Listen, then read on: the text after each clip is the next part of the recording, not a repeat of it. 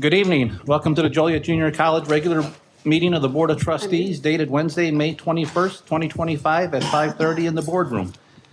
At this time, I'd like to call this meeting to order. Karen, can you call the roll? Trustee Bottomley? Here. Trustee Broderick? Present. Trustee Garcia again? Here. Trustee Harris? Here. Trustee Lee? Trustee Morales? Here. Present. Trustee Bishop? Present. Trustee Bazinski? Present. We do have a quorum. As we begin, I'd like to remind everyone that this meeting will be conducted in accordance with the Board Policy 01.45.00, Meetings of the Board and Robert's Rules of Order. Our attorney, Brian Copeman, will serve as the parliamentarian to ensure this meeting proceeds professionally. You'll notice that we have a timing system in the middle of the floor. This is to assist with time management. Per policy, each trustee will have 3 minutes to speak and 2 minutes for rebuttal, with continuous timing observed and only one speaker holding the floor at any time. In alignment with Board Policy 01.00 or 0300, I encourage everyone to maintain civility and respect even when expressing different opinions. The commitment to civility is essential to fostering productive and respectful discussions.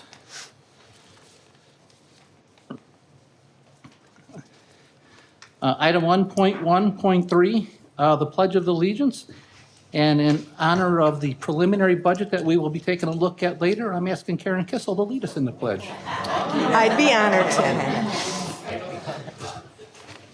To the flag of the United States of America and to the republic for which it stands, one nation, under God, indivisible, with liberty and justice for all.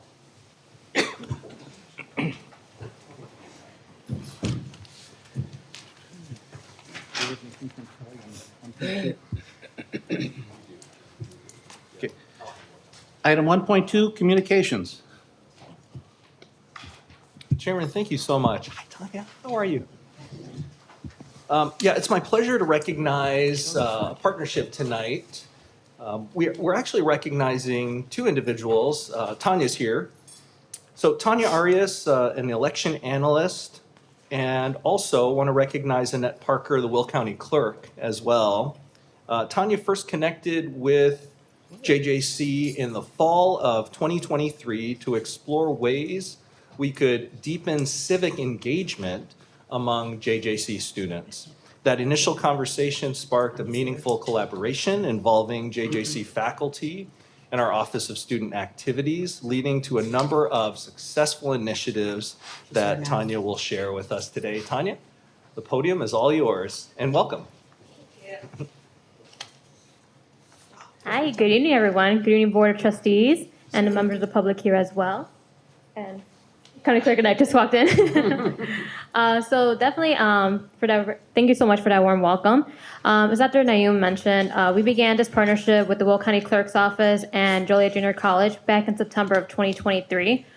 We invited Kelly to come out to a meeting at the County Clerk's Office just to discuss ways that we can partner together to engage students and promote civic engagement, as well as recruiting election judges, which is very essential to run successful elections throughout Will County. So as we were discussing that, it actually opened up a lot of opportunities for us. We were invited to attend JJC's Main Street event, which is hosted at the beginning of the school year, where different different clubs host what their information is about at JJC. So we were able to actually have a booth there. So we were able to engage with the students, talk about becoming election judges, registering them to vote, as well as talking about the election process as well. So we definitely received a lot of voter registrations that day. And then we also did get introduced to a couple of the social science professors here at JJC who invited us out to do presentations at their classrooms. Again, we were doing voter registrations with the students, recruiting the election judges, but then also going in depth about the election process overall, what it takes to put on an election, the different methods of voting, and then answering any questions they had, because obviously they're seeing a lot of things on social media, they're seeing a lot of things on the news. So for us to be able to give them the actual answers versus them finding information that may not be the correct and accurate information was very beneficial for them as well, because that improved their overall awareness of the election process. We also are looking into future opportunities with JJC. So definitely, elections never end; they're always ongoing. So we definitely want to continue to recruit election judges, especially now that we have new technology. They're more advanced technology. It's more. We're looking for students who are very well aware of the tech savviness of things to kind of come in and help out with that. We also are always promoting voter registration. And then something kind of new that we started a little bit in the fall of last year is a federal work study program. So that has expanded now that government agencies like the county clerk's office, we can actually take in students who qualify for that so that they can actually come and do work at our office. So they can help us with doing preparation work for elections. They can assist our election judge coordinator when we do our election judge training, because we do have a couple of those trainings throughout the year. So we definitely need, we packed that room for about 30 students at a time. So that's definitely a lot of students for one individual. So we always have someone come in and assist.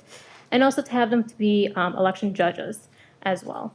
So that's something that we're always looking for. And then another thing that we're looking is to continue coming out to do presentations, rather in the classroom, or if you want us to do a workshop for the campus wide, or even doing a community campus event that we can come out and do kind of demonstration with our equipment.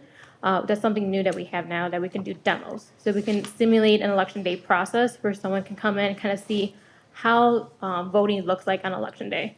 So we can kind of do that, give them a test ballot, ask them questions like, what's your favorite color? What's your favorite sport? And then we can run the results to let them know which topic won. So some of the things that we're looking forward to, and definitely seeing the benefit of this, is that the students are getting that civic engagement and they are getting promoted and encouraged to take part in their community and be involved in the election process as well. So we look forward to more contributions. Thank you. Thank you. And Chairman, I know I mentioned this before she walked in, but since she's here now, I just wanted to take a moment to acknowledge Annette Parker, the Will County Clerk, for being here to support this initiative. Thank you so much, Clerk Parker. Appreciate you. Thank you. Item 1.3, we have two proclamations this evening. Dr. Escortina Urban.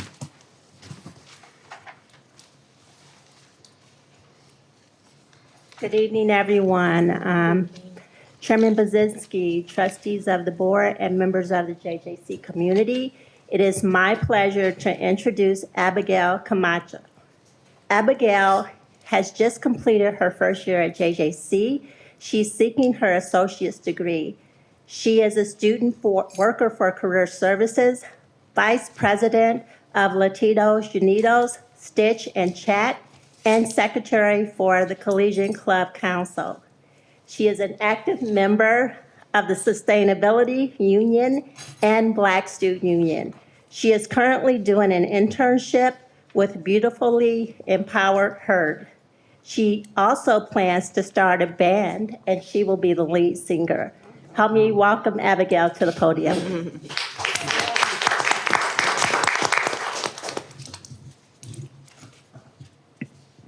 Proclamation LGBTQIA+ Pride Month 2025.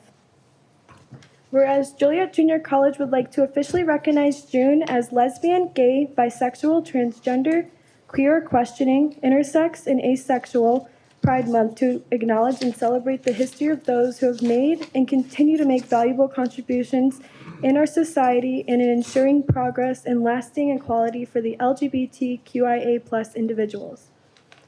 Whereas June will act as a time of remembrance to honor the historic and revolutionary events that occurred at the Stonewall Inn in June 1969, which laid the foundation for the ongoing equality movement in regards to LGBTQIA+ community.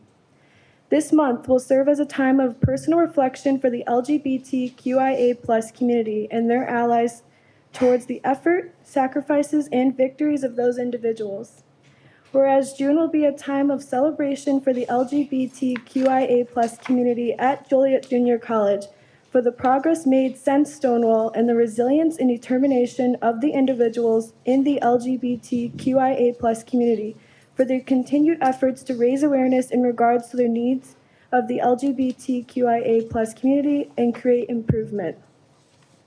Whereas during LGBTQIA+ Pride Month, we state our promise to uphold the freedom, dignity, and self-esteem of all individuals within this community and promise to dedicate ourselves to protecting them against all forms of discrimination, oppression, and hatred.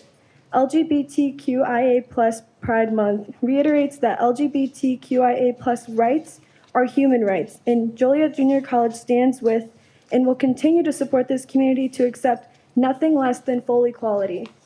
Now, therefore, be it resolved that the Board of Trustees of Illinois Community College, District Number 525, Joliet Junior College, counties of Will, Grundy, Kendall, LaSalle, Kankakee, Livingston, and Cook, State of Illinois, does hereby recognize and honor June as LGBTQIA+ Pride Month and will raise an LGBTQ+ Pride Month flag in celebration of its students and community. Adopted this the 21st day of May, 2025.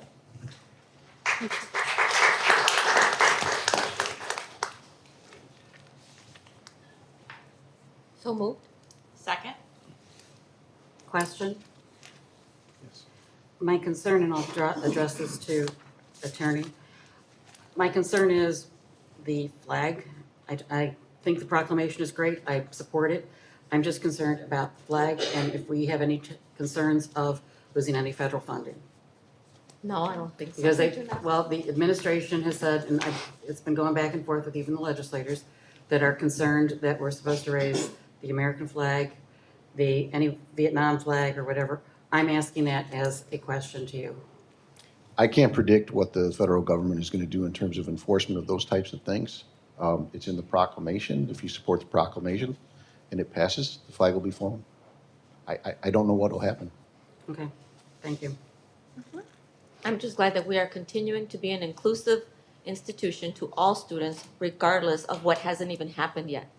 Well, the thing is, just so you understand, we had a flag. I understand. We had a flagpole issue, which was no flags to be flown on that one because it never passed. We don't have So a I'm- flagpole issue. So I'm asking the specific question because I don't want to see us losing federal funding. I accept the proclamation. I think it's great. My only concern is about any federal funding that we could jeopardize ourselves with the issue. So that's why I'm raising it, and I have a right to ask that. Thank you for raising it, and I think we're safe. Thank you. Any other comments?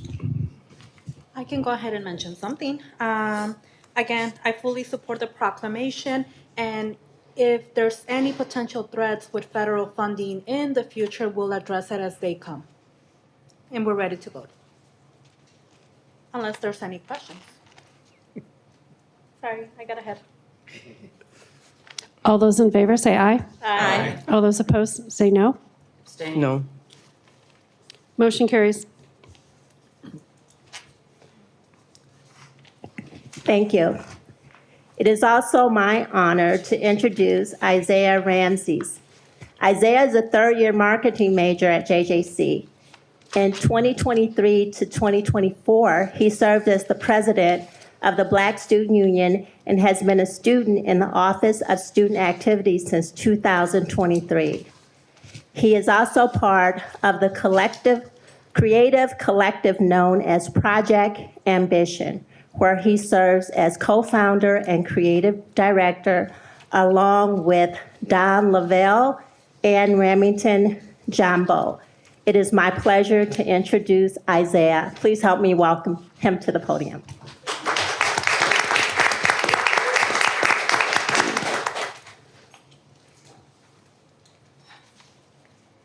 Good afternoon, y'all. How y'all doing? Good afternoon.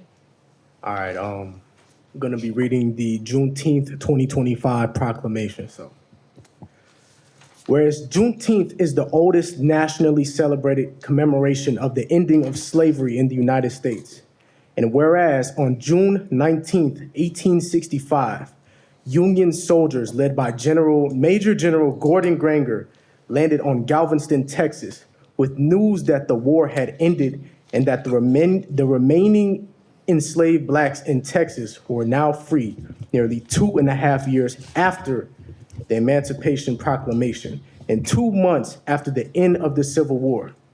And whereas with those words, our country changed and we have continued to change, striving always to make right and to make better for all.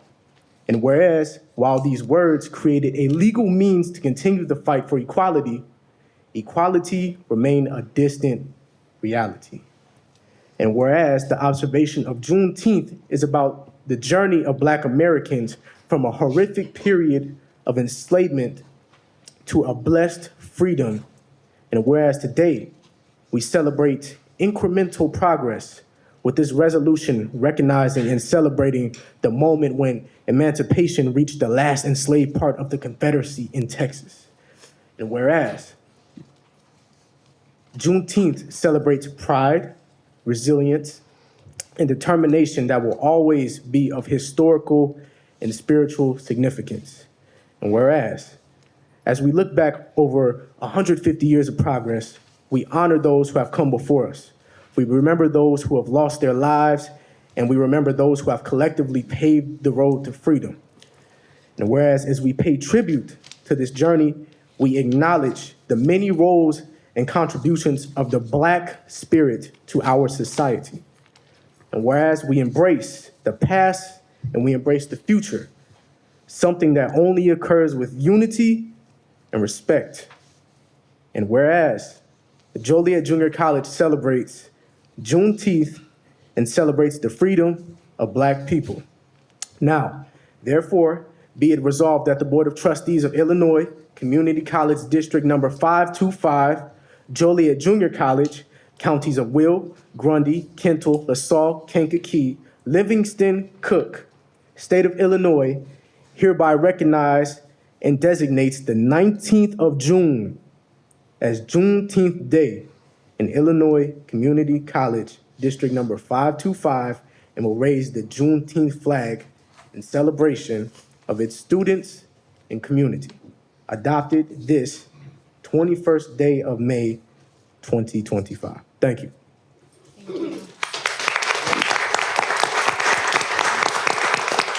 So moved. Second. Discussion? I have the same concern, so my vote will be an abstain, only because of the flag. I think it's a great proclamation, but I'm going to abstain. All those in favor say aye. Aye. All those opposed say no. Motion carries. Item 1.4, recognition of retirement. At this time, I'm going to call Dr. Amy Gray to present to the staff that are retiring. Thank you very much. Good evening, Chairman Buzinski, Board of Trustees, and members of the JJC community. It is my pleasure to recognize Diana Ayala, who has taught English language learners with our Department of Adult Ed and Literacy program for more than 7 years, using her experience as a K-12 bilingual ESL teacher to reach adult learners and their families within the JJC Penny Severin's Family Literacy Program. From the first year of the program, she championed the needs of Plainfield School District and supported her fellow ESL and HSD faculty at Plainfield. She aided in the growth not only of ESL classes serving adults, but the whole family literacy program. She integrated many grants and exceeded grant goals this past year by almost 50%. We will miss her drive and her care for the community we serve. Is she here?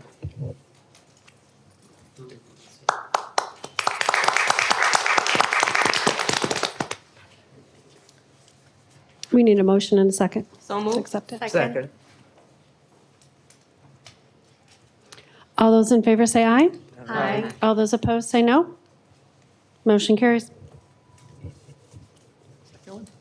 And we have a second one. Azuli Aikiwa also has taught in our English language learner program with the adult ed and literacy program for 6 years. She's taught at St. Mary Immaculate Church in Plainfield, at our City Center campus and Romeoville campus. She has always kindly shared her own language learning story, helping students to see their own potential for success. And she actually started the program herself as a language learner. She progressed through her own educational goals, graduated from the college, and then sought to work with Joliet schools as well as our own Department of Adult Ed and Literacy.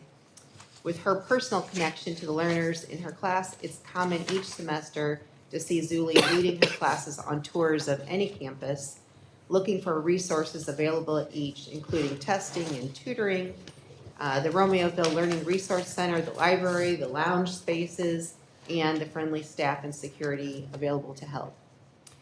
We will very much dearly miss Zuli. So move.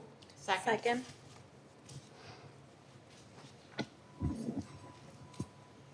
All those in favor say aye. Aye. All those opposed say no. Motion carries. This time we'll move to Karen Kissel. Thank you, Chairman. None of the three retirees are here this evening, but I would like to read something about each one of them. Please. They've all been long-term employees here at JJC. For the first one, we're proud to recognize and celebrate the retirement of Leanne Harvey, a dedicated member of Joliet Junior College custodial team. Since joining the college in 1999, Leanne has spent over 25 years helping to ensure that our campus remains safe, clean, and welcoming for our students, faculty, staff, and visitors. Known for his strong work ethic, steady reliability, and kind demeanor, he always had a smile. Leanne has been a respected and appreciated presence across campus. His work helped make JJC a place where students wanted to learn, employees wanted to work, and faculty wanted to teach. His contributions have not only supported daily operations, but have also upheld pride in the spirit of the JJC community. As Leanne enters retirement, we extend our deepest thanks for his many years of loyal service and wish him continued health, happiness, and well-deserved relaxation in the years ahead. Congratulations, Leanne. So move. Second. All those in favor say aye. Aye. All those opposed say no. Motion carries. The second one, we are proud to recognize and celebrate the retirement of Anthony Tony Lucenti, a dedicated and respected member of the Joliet Junior College Roads and Grounds Department. Tony began his career also in 1999 as a part-time groundskeeper and was promoted to full-time in January 2001. In July of 2012, he was named lead groundskeeper, a role in which he truly flourished. For nearly 25 years, Tony has played an essential role in maintaining the beauty and functionality of our campuses, whether it was caring for our landscapes, setting up for countless outdoor events, driving the college's parade float, or clearing snow during long winter mornings. Tony approached every task with pride and professionalism. His work helped uphold the high standards of our college environment and reflected deep commitment to the student success and community pride. Tony is a part of a legacy of individuals whose dedication laid the foundation for JJ's continued excellence. As he transitions into retirement, we extend our heartfelt thanks to Tony for his years of service and dedication. We wish him happiness, good health, and plenty of well-deserved relaxation in this next chapter of his life. Congratulations, Tony. So move. Second. All those in favor say aye. Aye. All those opposed say no. Motion carries. And the third retiree in my area, we are proud to recognize and celebrate the retirement of Patricia Pat Menke, who has faithfully served Joliet Junior College for an incredible 31 years. Pat began her career in JJC in June of 1994, and ever since, she has been the welcoming face at the front counter of student accounts and payments, assisting students, parents, faculty, and staff, and community members with kindness, professionalism, and unwavering dedication. While the Bureau of Labor Statistics reports that the average employee stays with one employer for just 3.9 years, Pat's remarkable tenure reminds us why JJC continues to be recognized as the most promising place to work in community colleges.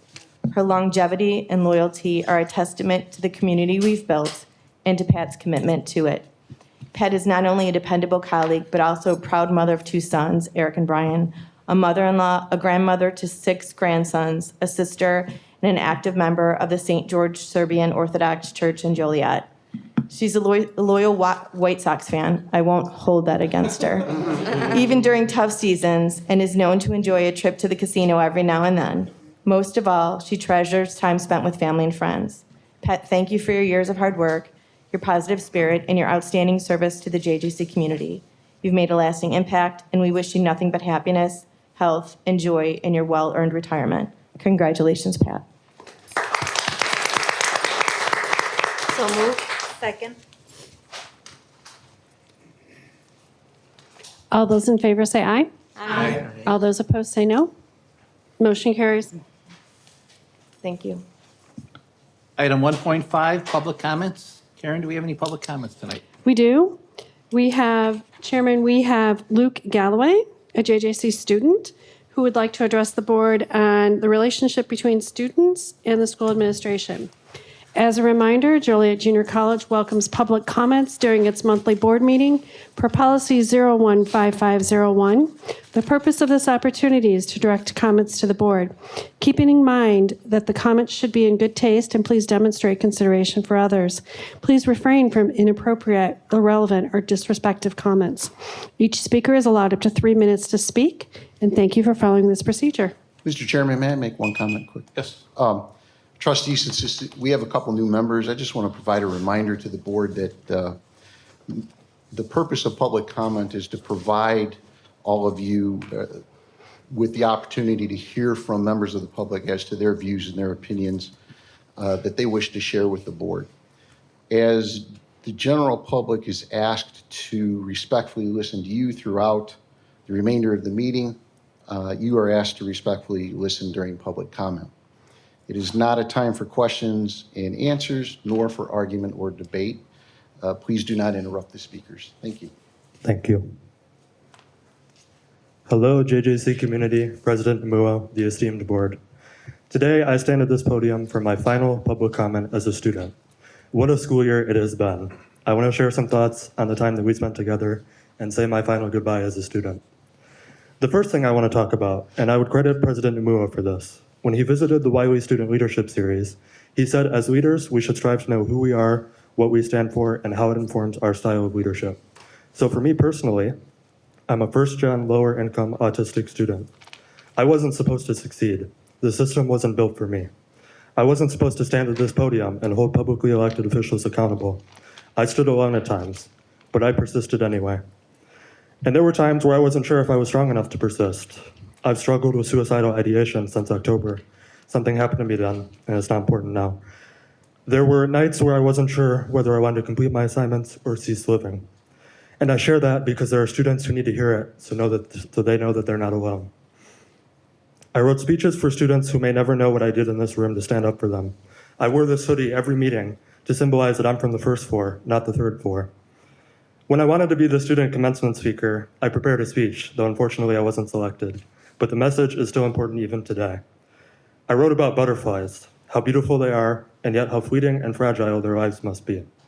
How they can sit on your fingers for just a split second, and you still have to let it flutter away, even when it hurts, because that's how you know you're truly alive. And that butterfly will one day symbolize something so much greater than it understands in that moment. It stands for freedom, transformation, liberation, self-determination. It's tethered to the same laws that govern all creatures on this earth, and yet it transcends them anyway. That's what I see us, the students, one day becoming. I've experienced that personally, but also institutionally. The absolution you seek is right in front of you, when you stand with the students, with the surrounding community, and when substantive positive change occurs, so that one day, the people I care about are safe. Whether it's about their social group, how they live, identify, and present, or their status in this country. It's incumbent upon us that we're on the right side of history. I'm sure there won't always be sunshine. When you're scared or unsure, take strength in the students, just as you've given me strength. You've watched me slowly find my voice this school year, so thank you. As a future lawyer, over the past several months, I put this board on trial, but the trial never ends, and the students are the judge and the jury. And I ask you as publicly elected officials, when you think about who you are, to remember the pledges you gave to serve impartially and in the interest of the college, and to remember my public comments. Thank you.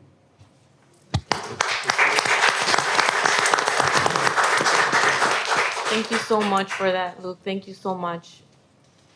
And you are enough. Thank you. And And- congratulations on your graduation. And I did catch something you said at the very beginning. You said it was your last public comment as a student. So as a member of the community, you're welcome back, you know. Okay. All right, it's not a free pass to get away, so, all right, thank you. Do we have any other public comments, Karen? No, we don't. Thank you. Chairman, one thing, real quick, just considering the sensitivity of what's been shared, I just want to take a moment. I want to acknowledge, what Brian offered earlier, but just take a moment to highlight the services we offer our students to support their mental health, and commend the 5 licensed clinicians who do so out of our Student Wellness Center located in lower level J. A new initiative, a new space that was overwhelmingly supported by the college community and the Board of Trustees as well. So again, just considering the sensitivity of what was shared, Luke, commend your courage, but just wanted to highlight that to the college community. Thank you. Item 1.6, the moment of silence. Dr. Newell? Chairman, thank you. I'm asking the college community to join me in a moment of silence for the following individuals. James Egley, JJC retiree, professor in economics. John Morrissey, father of Mark Morrissey, our director of human resources. Dr. Joel Parrish, father of Ann Raza, our workforce development manager. Dr. Cheryl Green, president of Governor State University. Coach Jeff Bailey, JJC's bowling coach. Dina Knutson, JJC student in medical coding. Mason Smolik, JJC student in dual credit. And Sergeant Hollis Weller, Joliet Police Department.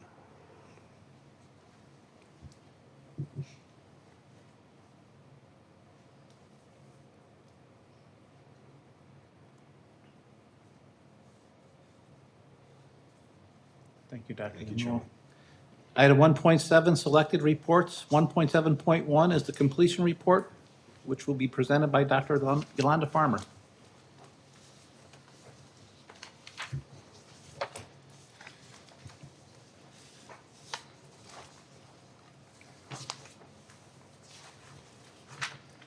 All right, well, good evening, Chairman Bazinski, trustees of the board, and the JJC community. So I'm so excited to stand in front of you today to share a reflection regarding my journey as a graduate of the 2025 Aspen Rising President Fellowship. Take a moment just to pause for that. So before I talk a little bit about my journey, I just want to stress that this experience has been transformational. And I want to take a moment, I'm looking directly at my president, Dr. Namuo, for recommending me for this opportunity. It was just not an opportunity for me, but also an opportunity for the college. Because Board of Trustees, if you know me by now, 13 years serving as your wonderful executive vice president, not 13 years. However, it's important for me to give back to this community. So the Aspen Rising Presidential Fellowship is exactly what I'm going to do based on my experience. So in front of you, there is a photo. The class of 2025 brought together 39 exceptional and passionate community college leaders from across the country. And we all are very focused on student success. When I was accepted into the program, there were so many questions about what is this program? What is Aspen? What is this all about? It was a year-long journey. It was a journey about student success. It was also a journey about understanding true leadership, and also a journey of connecting with a mentor by the name of Cindy, who really provided great insight and encouragement for all of us as leaders in community college setting. So one thing about Aspen that most of you know about, and I'm looking at Trustee Morales, you'll probably remember this. I'm looking right at you also, Maureen, you will know this as well. But really, the Aspen Prize opportunity is what's considered an Oscar for community colleges that are performing exceptionally well.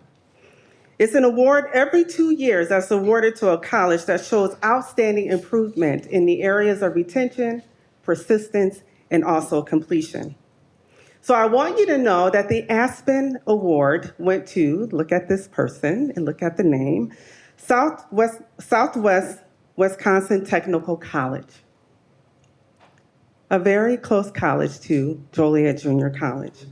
And I also want to remind the board, in 2021, Joliet Junior College also was one that was nominated as an Aspen Award individual. We had the opportunity to apply for the Aspen Prize. Although we did not win that prize, that's okay. We have the opportunity now to move forward and try this once again at Joliet Junior College. So what I love absolutely about the Aspen College Excellence Program is that it really focused on three important aspects.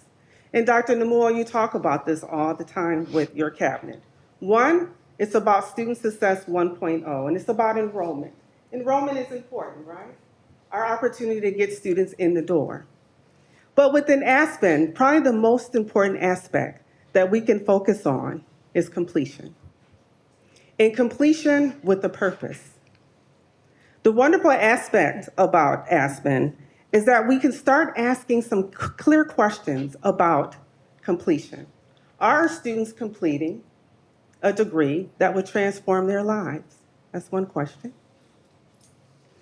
Are they earning degrees that will really provide an opportunity for legacy and building legacy? So one important aspect of Aspen that I would bring back to Joliet Junior College, and Dr. Namuo knows this already, is a true completion agenda for the college. So Aspen provides what is considered some specific measures on how to really look at completion as a community college. And in front of you, board members, I'm not going to go through it today in great detail, but it's something that I'm going to introduce to the college community and to all of us. If we want to become an Aspen Prize recipient, there are certain measures that we have to take a close look at as a college. This is an opportunity for JJC.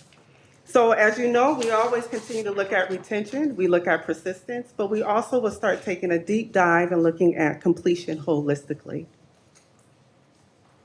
And also, I just want to stress to the board that the next step towards Aspen level excellence for Joliet Junior College is that once upon a time, we were a contender for this prize.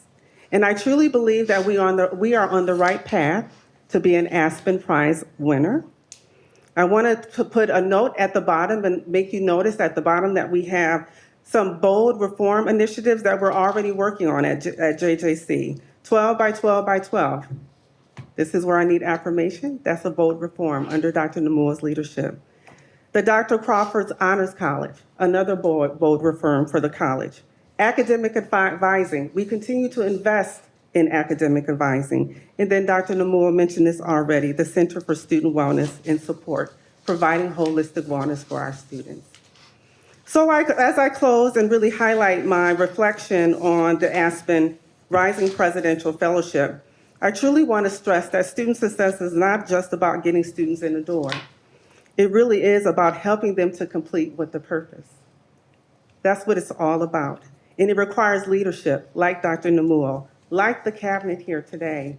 It requires leadership across this college that aligns our institution that's grounded in equity, where we can have courageous conversations and ask the hard questions, clear enough to act with intentions and committed to see it through holistically. So once again, I'm just very proud to be an Aspen Rising Presidential Fellowship graduate of this year. And I look forward to sharing more and more with this board as we continue to look at the completion agenda and really come up with the wonderful success metrics to strive to be an Aspen winner. So once again, thank you.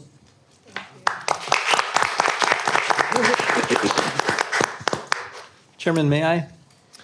So I just want to kind of give it a little bit of a history. First of all, this presentation is going to be the first in a series of completion agenda presentations.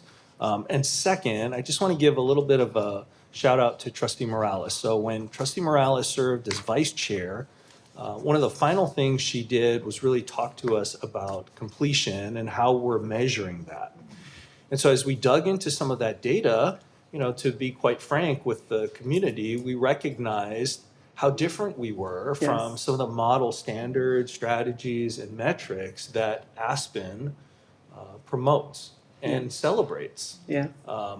So we will dig into the data, continue to dig into that data and devise strategies, but this is just the first. And we fully intend to satisfy Trustee Morales' request and challenge to demonstrate to the college community that we care a lot about our students, but we care so much more than just about enrollment. That's correct. We want to know how many students are walking across the stage at the end of their experience. So more to come. More to come. Thank you, Dr. Namua. And once again, I want to thank the board for your ongoing support. In front of Dr. Namua is my wonderful award that I would like to share with the college community. I'm going to have Dr. Namua pass that around. And then also, don't drop it, Dr. Namua. Just kidding. Okay. Just kidding. And then also in front of my table here is a certificate of completion and also a beautiful letter from the President's Cabinet when I was accepted into this very prestigious opportunity. So once again, thank you, Board of Trustees, for your ongoing support. But most importantly, thank you, Dr. Namua. What an investment. What an investment. Yes. Thank you, Dr. Farmer. Yes. Thank you.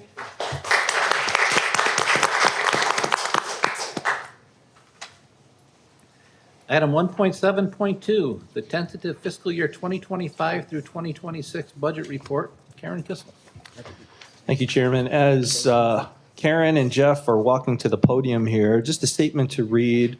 The administration is pleased to present Joliet Junior College's 53rd consecutive balanced budget, a reflection of our enduring commitment to fiscal responsibility and operational excellence. The FY26 budget aligns with the Illinois Public Community College Act and Illinois Community College Board guidelines, while also advancing the strategic priorities set forth by the college. It supports student success, workforce readiness, equity, and innovation, ensuring that our resources are directed where they will have the greatest impact. This budget acknowledges and appreciates the support of the communities we serve. It sustains affordability and reflects the thoughtful stewardship the citizens of District 525 expect and deserve. And lastly, I'd just like to recognize the tremendous efforts of our Vice President of Finance and Administrative Services, Karen Kissel, and her bodyguard here with her today, Senior right. Director of Financial Services and Controller, our in-house certified public accountant, Jeffrey A. Heap. We have more than one. Thanks, President Moon. Thanks, Chairman. We appreciate it. And I also want to acknowledge all the budget managers, the cabinet, the deans, the directors who all contributed to working through the budget process with us. It's a long process. There's a lot of conversation. There's a lot of negotiation, and I appreciate all of their efforts. Many months took to get us to today, and so I'll walk through that timeline with you. We'll walk through the budget assumptions for FY26. We'll walk through the FY26 budget projections in both revenues and expenses, and then some budget highlights. First, as a highlight, I just want to go through at a high level just what the budget process involves and how the board is involved every step of the way. So our budget process internally starts here in October.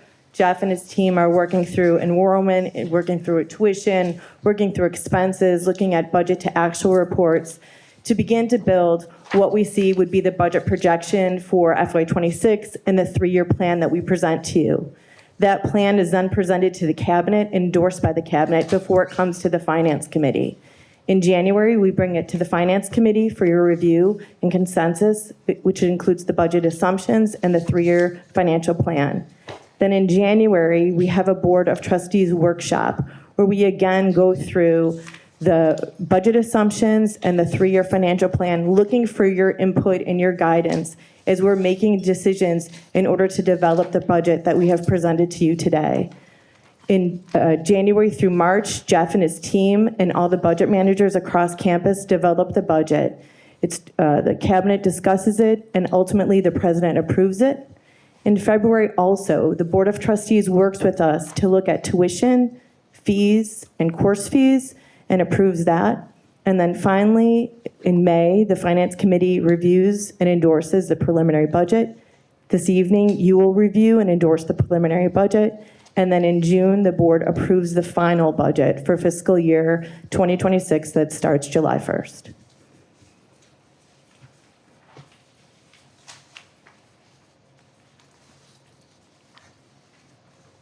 Good evening. As Karen referenced, back in January, we went over kind of the financial plans and the budget parameters.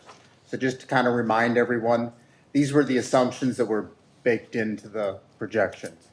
We were assuming a slight reduction in state revenue. We assumed kind of flat funding. It's been tweaked a little bit. Property taxes, 1.1% from new construction, 2.9% from consumer price index. That was a known number at that point. And we're factoring about 1.5% of enrollment growth from paid credit hours. On the expenditure side, salary, 3 to 5%, kind of depended on primarily the union contract. Benefits, we were using 7%, primarily healthcare trend cost increases. Other, which is basically supplies, contractual, travel, kind of 3%, more of an inflationary adjustment. Utilities, 4%, electric, gas, just to be a little conservative. And then we had kind of earmarked or set aside up to $500,000 for strategic initiatives. And then we were funding what was built into the projections was year 2 of the 3-year increasing the financial advisors.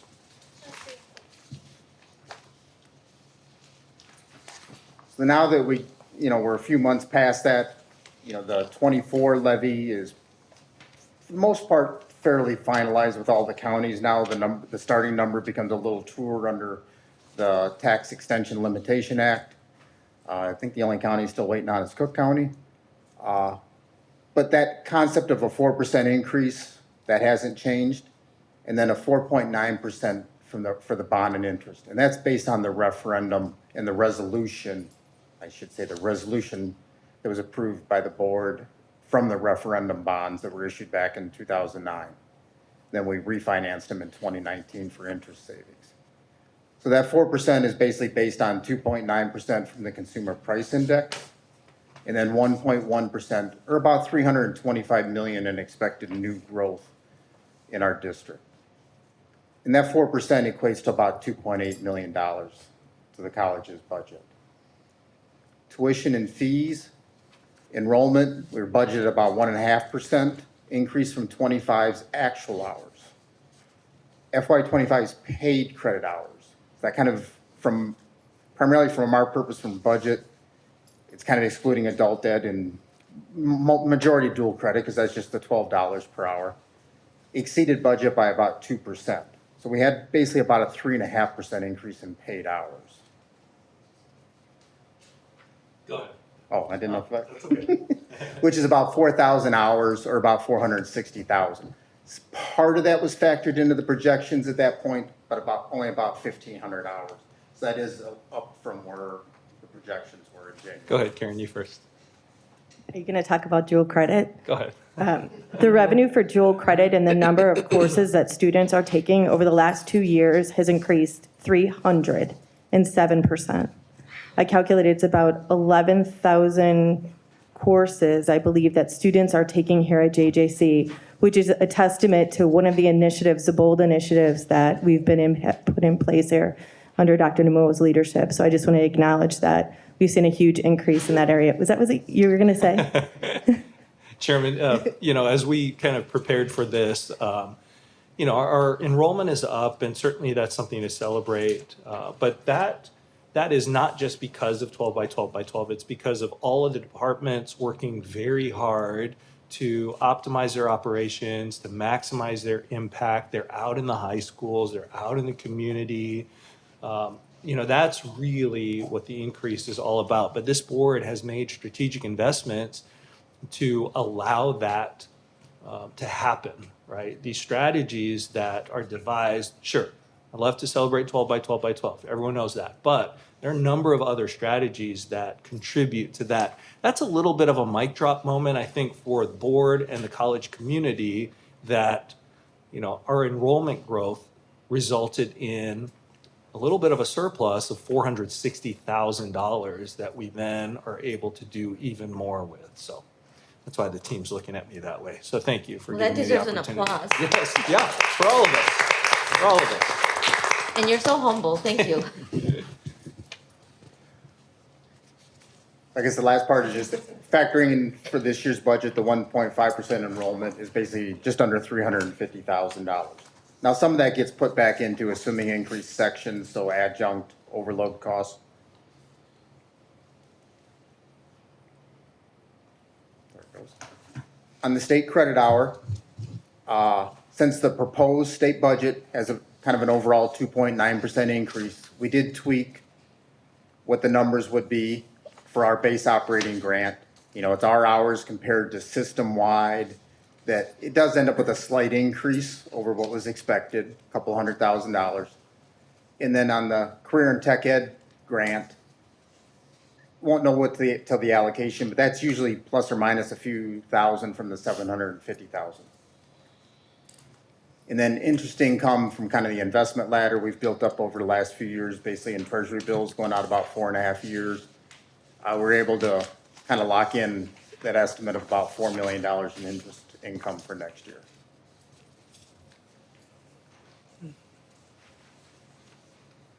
So overall, for kind of the operating fund of the college, so that's basically our education and our O&M fund, you know, we're basically $122.2 million.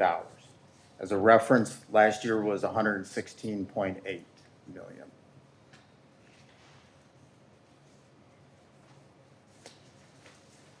You know, from kind of a pie chart and a percentage, the percentage allocation hasn't changed in a few years.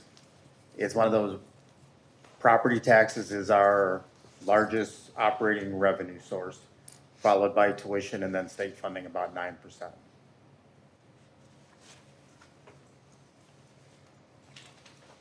On the expenditure side, it hasn't changed from the projections. Contractual, 3 to 5% increase based on the union contracts. There's only kind of one currently in negotiations for the adjunct. Benefits with the estimated renewals from Gallagher and Blue Cross, that is coming in a little bit better than what was expected back in January, that we factored in basically a 5.7% increase within our funding that the charge back to the departments that funds our self-insurance fund. You know, we're covering the estimated premium equivalency rates of our claims along with where we're self-insured for workers' comp also. And then material supplies contractual, kind of that 3% inflationary adjustment.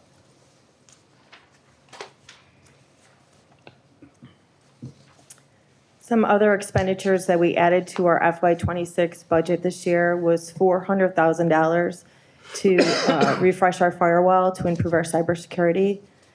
And then in light of everything that's happening with just grants on the federal level, we have allocated $50,000 for a grant consultant to support our grant office and our grant managers across the college.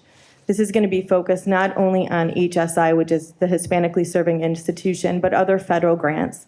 We have formed a task force to just work through the federal grants and the implications on our campus here. And we're going to be looking for ways to support those initiatives on campus through other funds and resources. So we're excited to be able to work together to do that. And then finally, we're going to invest $35,000 in our baccalaureate curriculum development to just make sure that we're prepared to be, and I quote, the first community college in Illinois to offer a bachelor's degree. Every year, we provide a capital outlay to continue to reinvest in our equipment for roads and grounds. So this year, we're going to invest $282,000 to buy 2 pickup trucks that need to be replaced, 1 lift replacement, 1 mower, and 1 gator. We also allocate money to replace furniture across campus to make sure that our corridors, our classrooms, and offices are fresh. And we do room remodelings and upgrades throughout our campuses. We're also adding some new positions this year. We talked a lot about dual credit engagement and the number of students who are now coming to campus now. We're going to add a dual credit engagement specialist to work with our students across our college. We're going to add those 4 academic advisors, which is a commitment that the Board of Trustees made to our community. We're going to do 4, we did 4 last year, 4 this year, and 4 next year. We're going to add a specialist in testing services. We have so many more students coming on campus who need testing support, especially those students are coming through dual degree, and students who need special testing. We need more resources there in order to test those students appropriately, so we'll be doing that. We're adding a faculty in law enforcement. What we found is that there's a lot more demand out there, so if we add an additional faculty, we'll be able to accommodate more students to pursue this major. And then we're going to add a holding point for 3 positions in information technology. This is a result of the analysis that is being done right now to support our ERP and IT architectural review. So we have a holding spot for 3 positions there. And then finally, we're going to add a part-time position in academic affairs, of administrative assistant, who's going to be working on all of the overload calculations. We've talked about the complexity of that. We're going to add a part-time position to that area in order to do that. And finally, I want to talk a little about reallocated positions. We don't always add headcount. We look for ways to be efficient, to work together, and to negotiate across this board dais to make this happen.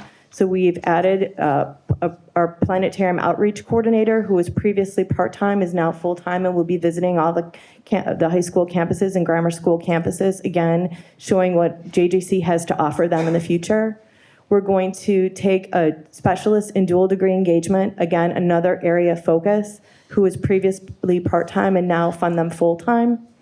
We're going to take a nursing simulation technician who was previously part-time and fund them full-time. What we found is we don't have enough practicums for all our students. So we'll be able to offer practicums right here using this opportunity to have this nursing simulation technician do this on campus for our students.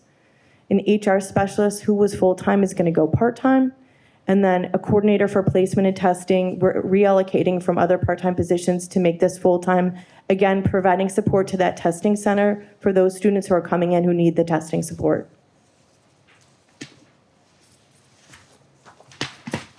And finally, just to go over our operating fund expenditures, our salaries are $76 million. Our benefits are $19 million.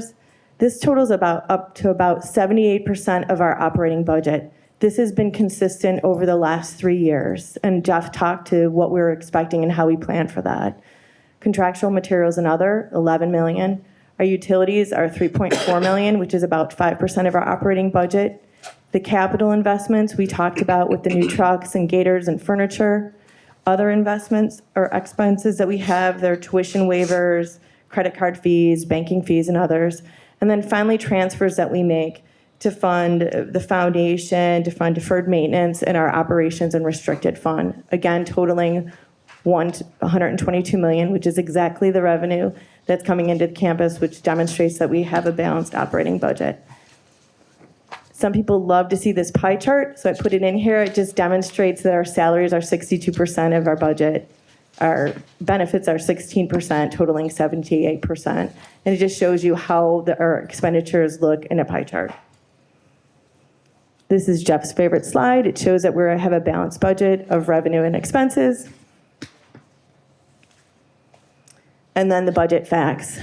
Like Dr. Nomura said, this is our 53rd balanced operating budget. I think Jeff was here for 23 of them. Our total operating budget is $122 million, which is a 4.66% increase over last year.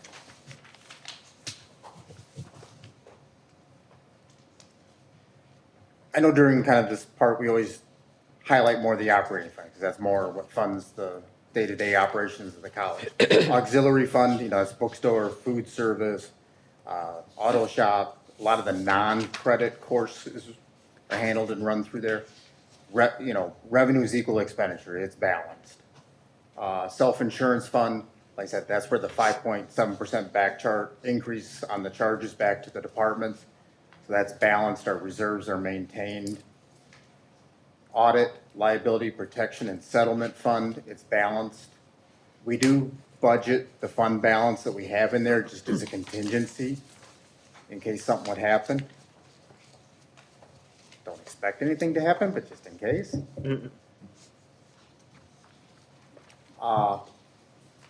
Kind of our infrastructure, our deferred maintenance needs. Facilities usually refers to as kind of the capital improvement program. You know, some of the main items in here, you know, on exterior wall systems, you know, there's going to be a fair amount of main campus exterior painting and facade repair. On the heating system, it's updating potentially the fresh air intake wheel and E building would be the bigger one in there. Cooling system is basically an air handling unit and upgrade and stuff in fine arts, primarily around the black box theater. Interior system, while it's a rather large one, it's a lot of smaller stuff around campus, just with painting, carpet tile. But some of the bigger ones in there is planning to kind of repair the epoxy flooring in the auto shop, and then potentially remodeling T-building bathrooms. Safety systems, public health safety. That is one item that we budget, or part of our tax levy, usually a little over $1 million annually. And that has to go, you know, the last quite a few years, we've done it more for the air handling units. But we do some camera replacements in there. Lost my spot on here. Camera replacement, keyless entry, and then, the boiler in the Renaissance Center. I knew there was another big one I was forgetting. Site work, it's always 1 or 2 parking lots a year, and then they plan on doing some upgrades and fixing around the Lakeshore pathway and some shoreline improvements and ADA access pathway. This number is up a little bit from previous years. It's probably more in the neighborhood of about $4.5 million usually. There's quite a few projects this year that we're kind of carrying over and rebudgeting this year. Either they got started late, or when they went to go into it, it was like, okay, it's going to cost more, or it needs to be a bigger project, so it was kind of carry it over and add to it this year and then rebudget it and plan to do it in FY26.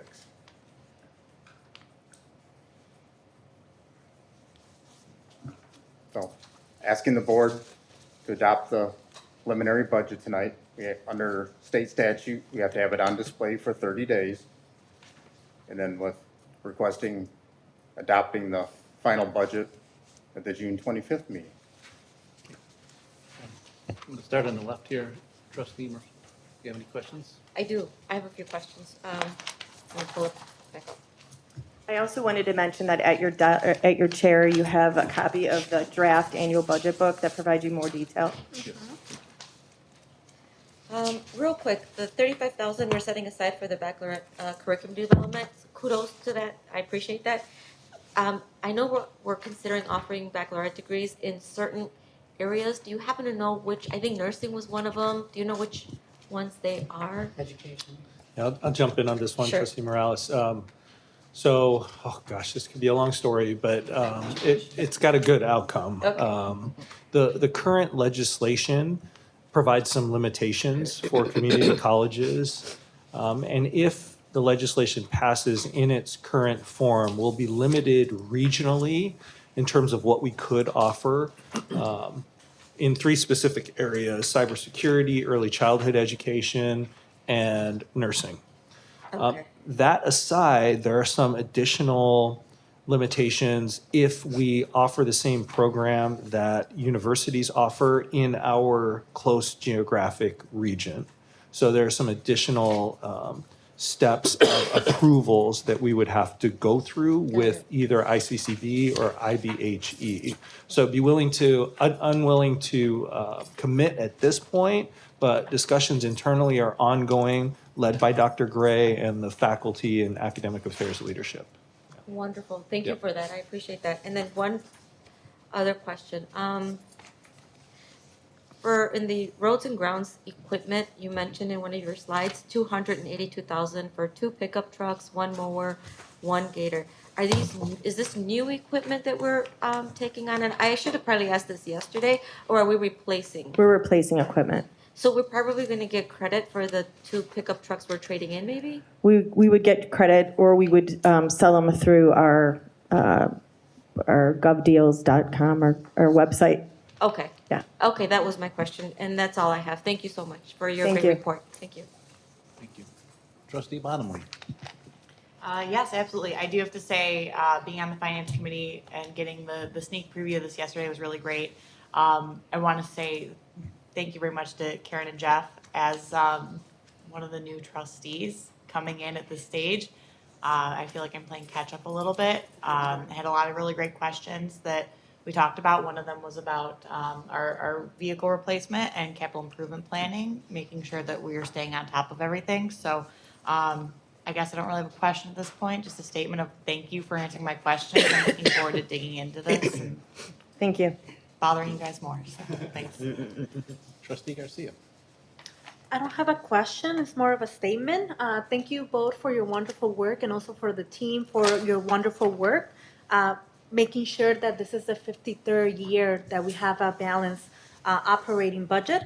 And it's also really wonderful to see our budget increase and that allows us to do a few additional items or priorities that we can go ahead and focus on.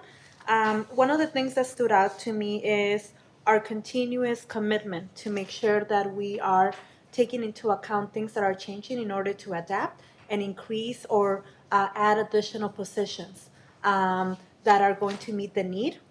For example, the dual credit engagement and also the faculty for law enforcement. Again, we're paying attention to, you all are paying attention to different things and assessing where additional positions are needed in order to make sure that we continue to support our students. So thank you for that. Thank you. Trustee Broderick. Thank you both. I appreciate it. You know that I had raised questions and concerns yesterday because I was looking at, in your finance committee meeting, the severe increases that we've experienced since 22, 23, 24, and 25. When we started in 2014, when I was beginning to get on the board, we were at a total budget of 247. Now we're at 307.9. And when we finished in 2023, we were at 249.2. We're now at 307.9, which is 58.7 increase. I'm really nervous about that. I don't feel comfortable with such a huge increase when I've looked at what we spanned over the 10 years, and then I'm looking at the severe increase from 22, 23, 24, and 25. I mean, 23 was 5.8, 24 was 5.8, and last year was 5.4, and this is 4.66. When none of the other, and I'll say presidents, went over the 3 mark, I'm concerned about this. It elevates my concern from being in finance too. So I'm just wondering, as a taxpayer advocate, my concerns. If you break that down and you're looking at kind of the total budget, all funds, Mm-hmm. if you look at the main operating, you won't see that type of increase. Some of that's in the restricted fund is if we budget the grant or not. That can fluctuate year to year if we know about it. The other item, if you look at it, probably the bigger one would be O&M restricted. Mm-hmm. And we're budgeting what is available fund balance. That is all. Okay. It's the ability if the college and the board decides to do a larger, or something happens with a larger capital project, we have budget authority to do it. Because I went back to the 2024 and 2025 budget and compared what you had proven, had shown yesterday. And I've noticed a lot of similarities on the whole thing. Yeah. Even when I saw the drops from what we projected last year from 24 to 25. That's why my concern was elevated. I want to make sure that we are definitely being fiscally conservative and watching what we're doing. And that's always been a major concern whenever I look at the budgets. And being the one that started the finance committee. And then my other concern is, since you did say we had the booklet, and I did address this yesterday, page 36, which is the Board of Trustees budget. You guys have it in pockets of different things. We need to make it a line item, and I have examples of all the colleges that do line items, not individual accounts like this, because really we're eliminating the ability for all trustees to be involved. Because when you look at the ICCTA Trustee Association, all of us are members. All of us are members.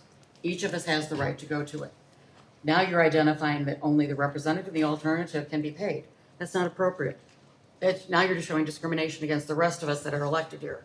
That needs to be for all. Just like the National Legislative Summit, that too needs to be for all. It's not just for an ICCTA rep. All of us go. All the other colleges allow everyone to go. The student trustees, fine, I have no problem with that, but I'm looking at the trustee community engagement event. These are all things that we need to combine and have line items.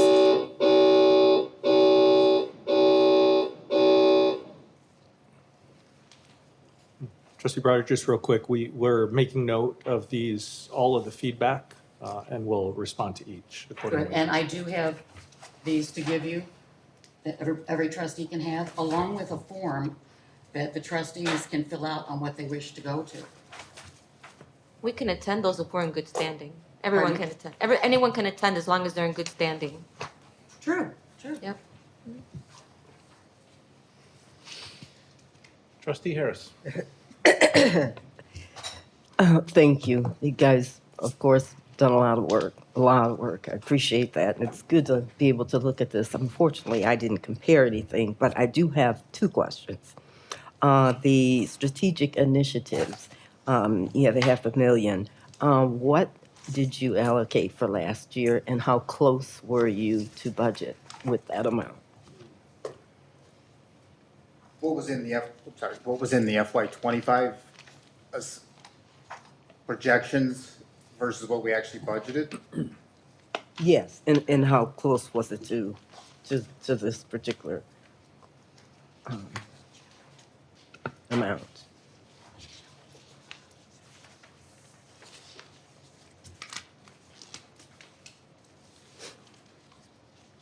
Basically in January of '24, the workshop, the financial plan, we had estimated about 600,000 for new initiatives, and then about the four advisors, about 380, 390,000. I'd have to add up on what was added to that or what positions equated to it. I think it actually, what we added ended up being a little bit more than that, honestly. Mm-hmm. Okay. So you say 2024 was, you have to excuse me, I think the dust storm came and brought these 20-year allergies back. So the 2024 was higher, was, the initiative was higher, is what you said. In the financial projections, it was showing a little bit more available last year than what we're showing going forward for this coming year, yes. I think there was $100,000 allocated to the design thinking initiatives. This $500,000 gives the college and under the president and the cabinet's guys the opportunity to make investment in strategic revolutionary ideas that come forward through the cabinet to the president and then ultimately to you. So that's what the difference was between last year and this year. Okay, thank you. And then my other question, I think Dr. Newell mentioned a bit about it, but the $35,000 for the baccalaureate, I thought was low, but who am I? I just thought that it would be a little higher since we are counting on being the first. In Trustee Harris, those are just preliminary planning. That's a preliminary planning line item there. In order to ensure the success of whatever program we decide to offer, that will most likely require some other specific resources. So that's just the start. Okay. Yeah. It's a low start. Yeah. Okay. All right. Okay, that concludes my question. Thank you very Thanks, much Trustee for all of this. I appreciate it. Before we move on to Trustee Bishop, Michelle can't get on. She's trying to get logged on.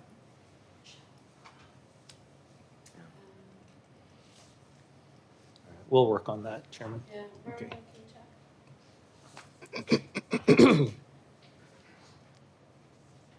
Trustee Bishop. I have no questions. I wanted to echo the sentiment of my other trustees and thank both of you for the hard work that you do, especially to ensure yet another even budget, as well as ensuring that Trustee Bottomley and I both have the prerequisite knowledge to perform our roles responsibly. So I'd just like to thank the both of you and all of the Finance Committee for making that effort. Thank you, Trustee Bishop. We appreciate that. Real quick, just, I wanted, in light of the information that Trustee Broderick mentioned, I just want to also point out that in terms of interest income, the projected earnings are 4 million, correct? Okay, I don't know that we've gotten that much in the past, but if we compare it, I think 4 million is still, pretty good, excellent. It's starting to represent a bigger share of our budget. The budget this year is 3 million. We're gonna exceed it. We actually kind of thought that the Federal Reserve was gonna start lowering rates this past year. They have not yet. Right. Everything's still floating right around 4%. But that's why we have a ladder built out 4.5 years. Because you go back about 3 to 4 years ago, interest income was a couple $100,000. Yeah. And if you remember going back then, we were kind of showing projections that would have a rather large tuition increase. Yes. The interest income has absolved us from having to do that, I guess. Absolutely. So I feel very comfortable with the budget that you've presented and what we've done over the last years, considering we've had very positive audits. So I have no concerns whatsoever. As the second most senior member of this board, I'm very comfortable with it. So thank you all for your work. Thank you, Trustee Morales. At this point, you and your bodyguard can go sit down. Thank you. Item 1.7.3, the faculty union report. Kurt Ward. Is he still awake back there? Chairman, forgive me, Kurt's teaching tonight. Oh, okay. Yeah. Okay. The adjunct faculty report we will not have tonight. Moving on to 1.75, the JJC Foundation report. Christie, in an effort to speed us up and get us out of here at a more realistic time each night, has actually put it on a piece of paper for all of us to look at. It keeps her from reading it, us trying to write it down and remember it, and then, so you have it in front of you if you want to read the foundation report. Thank you, Christie. Thank you. Item 1.7.6, the Building and Grounds Committee report. Elaine Bottomley and Brenton Bishop. Yes, absolutely. So Brenton, Trustee Bishop and I, drew straws of who's going to give the report tonight. So you're stuck with me. Just want to give a really brief overview of kind of what we talked about. It was my first time leading Building and Grounds, so I hope a good time was had by all. We really went in depth. I'm not going to go minute by minute through everything, but wanted to share that we did take some good time to kind of go over our projects that are in design, the projects that are in construction and wrapping up, as well as kind of some things that we can expect to see coming up in our future budget. We talked a little bit about our projects that had come into bid a little bit over budget, and that's why we're seeing them roll over into our FY26 budget. So got a good understanding of those, and we did touch briefly on facilities master planning efforts that are going to be beginning and really kicking off in this upcoming year. So no spoilers on that one yet for the fun, but they are expecting to engage with us as trustees in how we expect to kind of see and view Joliet Junior College into the future and have that be a part of the facilities master planning efforts. So. Thank you. Item 1.7.7, the Board Policy Committee report. Trustee Garcia again, Trustee Harris, and Trustee Bishop. Thank you. I'll go ahead and pass it over to Trustee Harris to provide an update.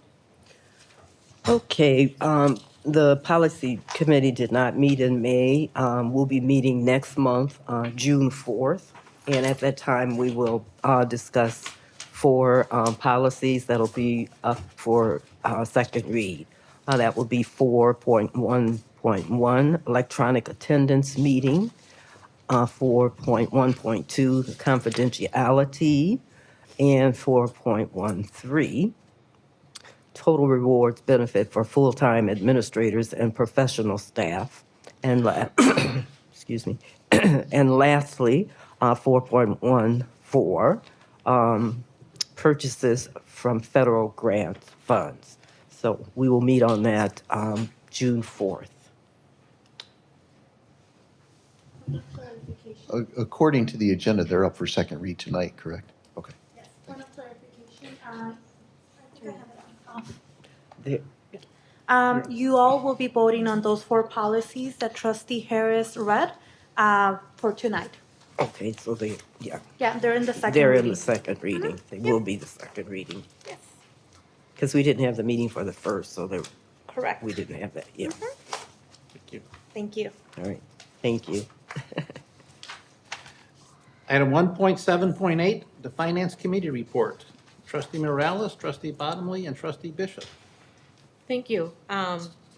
The Finance Committee met yesterday, and pretty much we received the exact same report that we just received from Vice President Karen Kissel and from Mr. Jeffy. But I did want to mention, though, that we saw what the percentage of benefits is for the college, for the staff, and we are going to have some savings because it appears we're going to be changing from our benefit administrator, who was Gallagher, and it's going to be going over to a different administrator, and that is going to result in a pretty good amount of savings for the college. So that's the only additional thing that I'd like to report, and I'd like to just pass it over to Trustee Bottomley if there's anything additionally that you'd like to report on. No, nothing else. I think it's a fair coverage of our meeting yesterday. Okay, thank you. So has the decision to go to, or away from Gallagher been made or in process? It'll be voted on tonight. We are voting on it. Yes. Okay. If I may, the decision that's before you this evening is to leave Gallagher, Arthur J. Gallagher, for our property and casualty and liability insurance and transition to a consortium that other community colleges use. Okay. Thank you. Item 1.7.9, the Student Trustee Report. Trustee Bishop.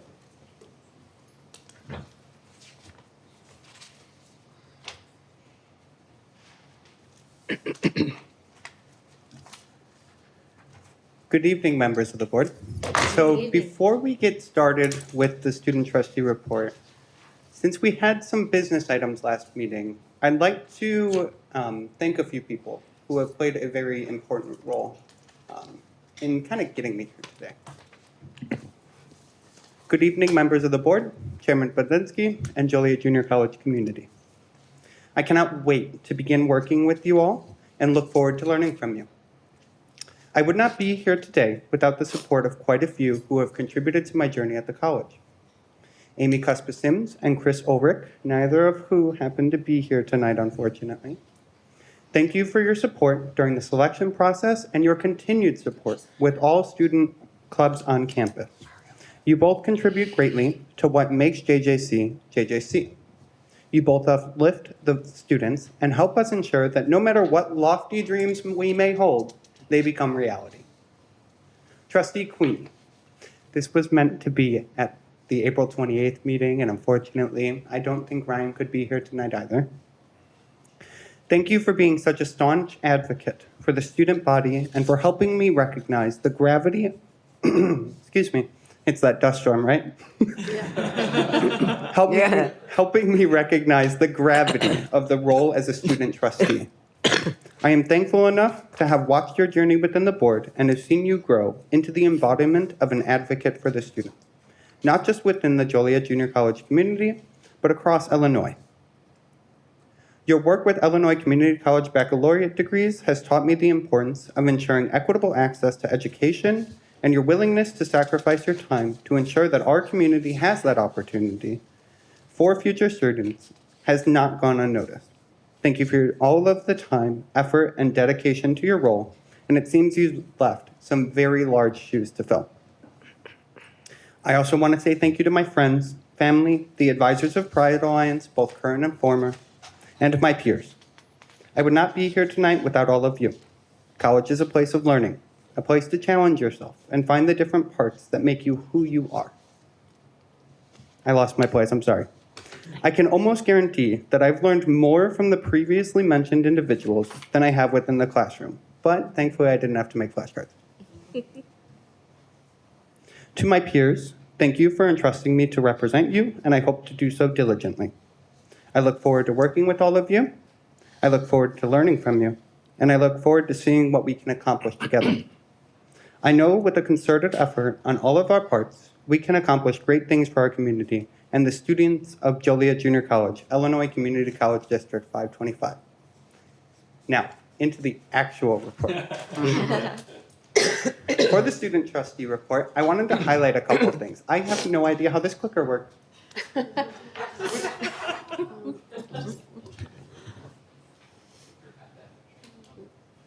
Which one? Apparently not that one. Okay. So we're going to go to the right. Okay, thank you so much. For next year, maybe we'll put that in the orientation. Sound okay?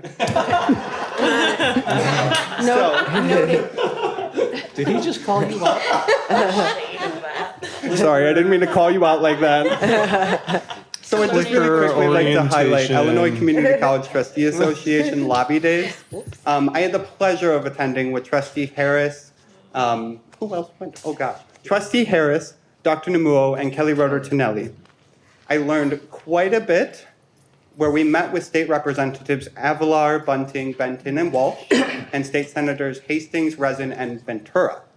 All of whom it was great to learn more from them, learn more from ICCTA itself. And I don't want to steal Trustee Harris's thunder, so I think I'm just going to leave it at that.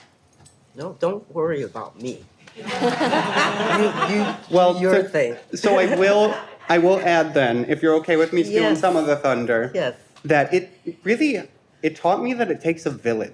It takes the combined efforts of so many to bring change. And I cannot wait to see that combined effort across this board. Okay, I think that's going to move on See, to the because next I point. wasn't going to say that. As for campus events, there's going to be a popcorn pop-up hosted by OSA on June 2nd and the 30th. They've done two for the past, they did one on Monday and Tuesday. Both were great popcorn. Isaiah, the one who read the Juneteenth proclamation, was actually the one to serve the popcorn. So it was nice to see him again. There's also going to be a tie-dye event, which includes free t-shirts. If I'm not mistaken, please don't quote me on that.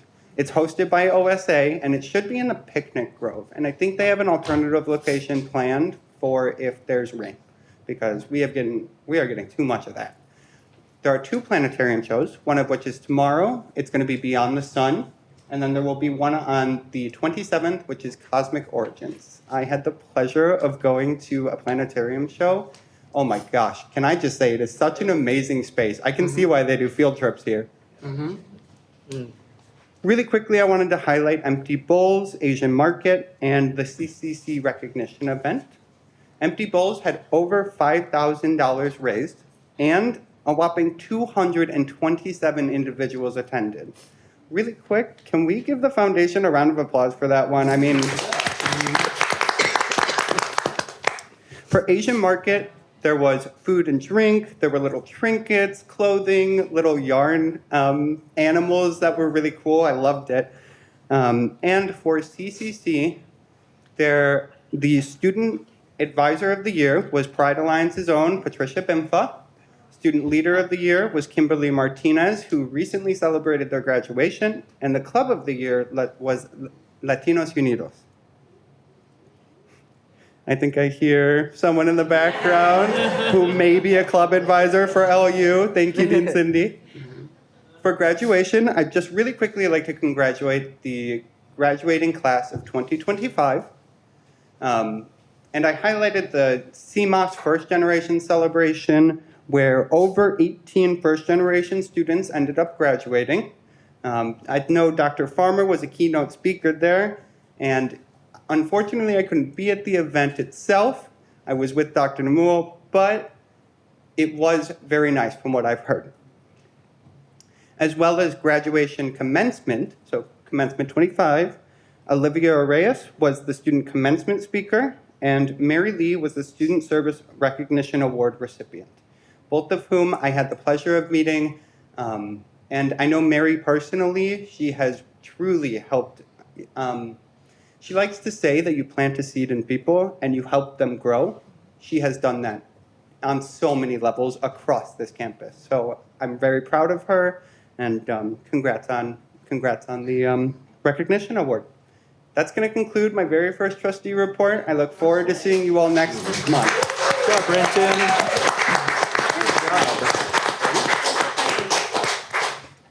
Oh, did you find it? No. Okay, sorry. Brenton told me there was a penguin somewhere in his report and I needed to look for it. So I'm going to use a defense of humor and well-being. I hid a penguin somewhere in that board report, and if you found it, please approach me. You have to show it to me, and I will bring you a Pop-Tart. There is a penguin in there. You have to find it. Can you start over? Redo. Item 1.7.10, the President's Report from Dr. Klein Namuo. Thank you, Chairman. As Mario was bringing up my presentation, just want to offer a couple of thoughts, and actually, we'll jump right into it. So as that comes up, I spent over 10 years living in Arizona, from southern Arizona up to the Phoenix area, and I thought I had escaped dust storms. I was wrong. There are dust storms here in the Midwest, apparently. More on that at graduation. So the first two you've already seen, items before the board. Item 3.6, adopting the tentative budget, FY26 budget, and placed on display. Jeff's talked about this. I've got 3 slides to talk a little bit about enrollment, and I won't revisit kind of the details of really how we're funded, but there's certainly a nationwide movement to modify the way universities and community colleges are funded. And that movement is really to provide incentives for institutions to be more completion-oriented.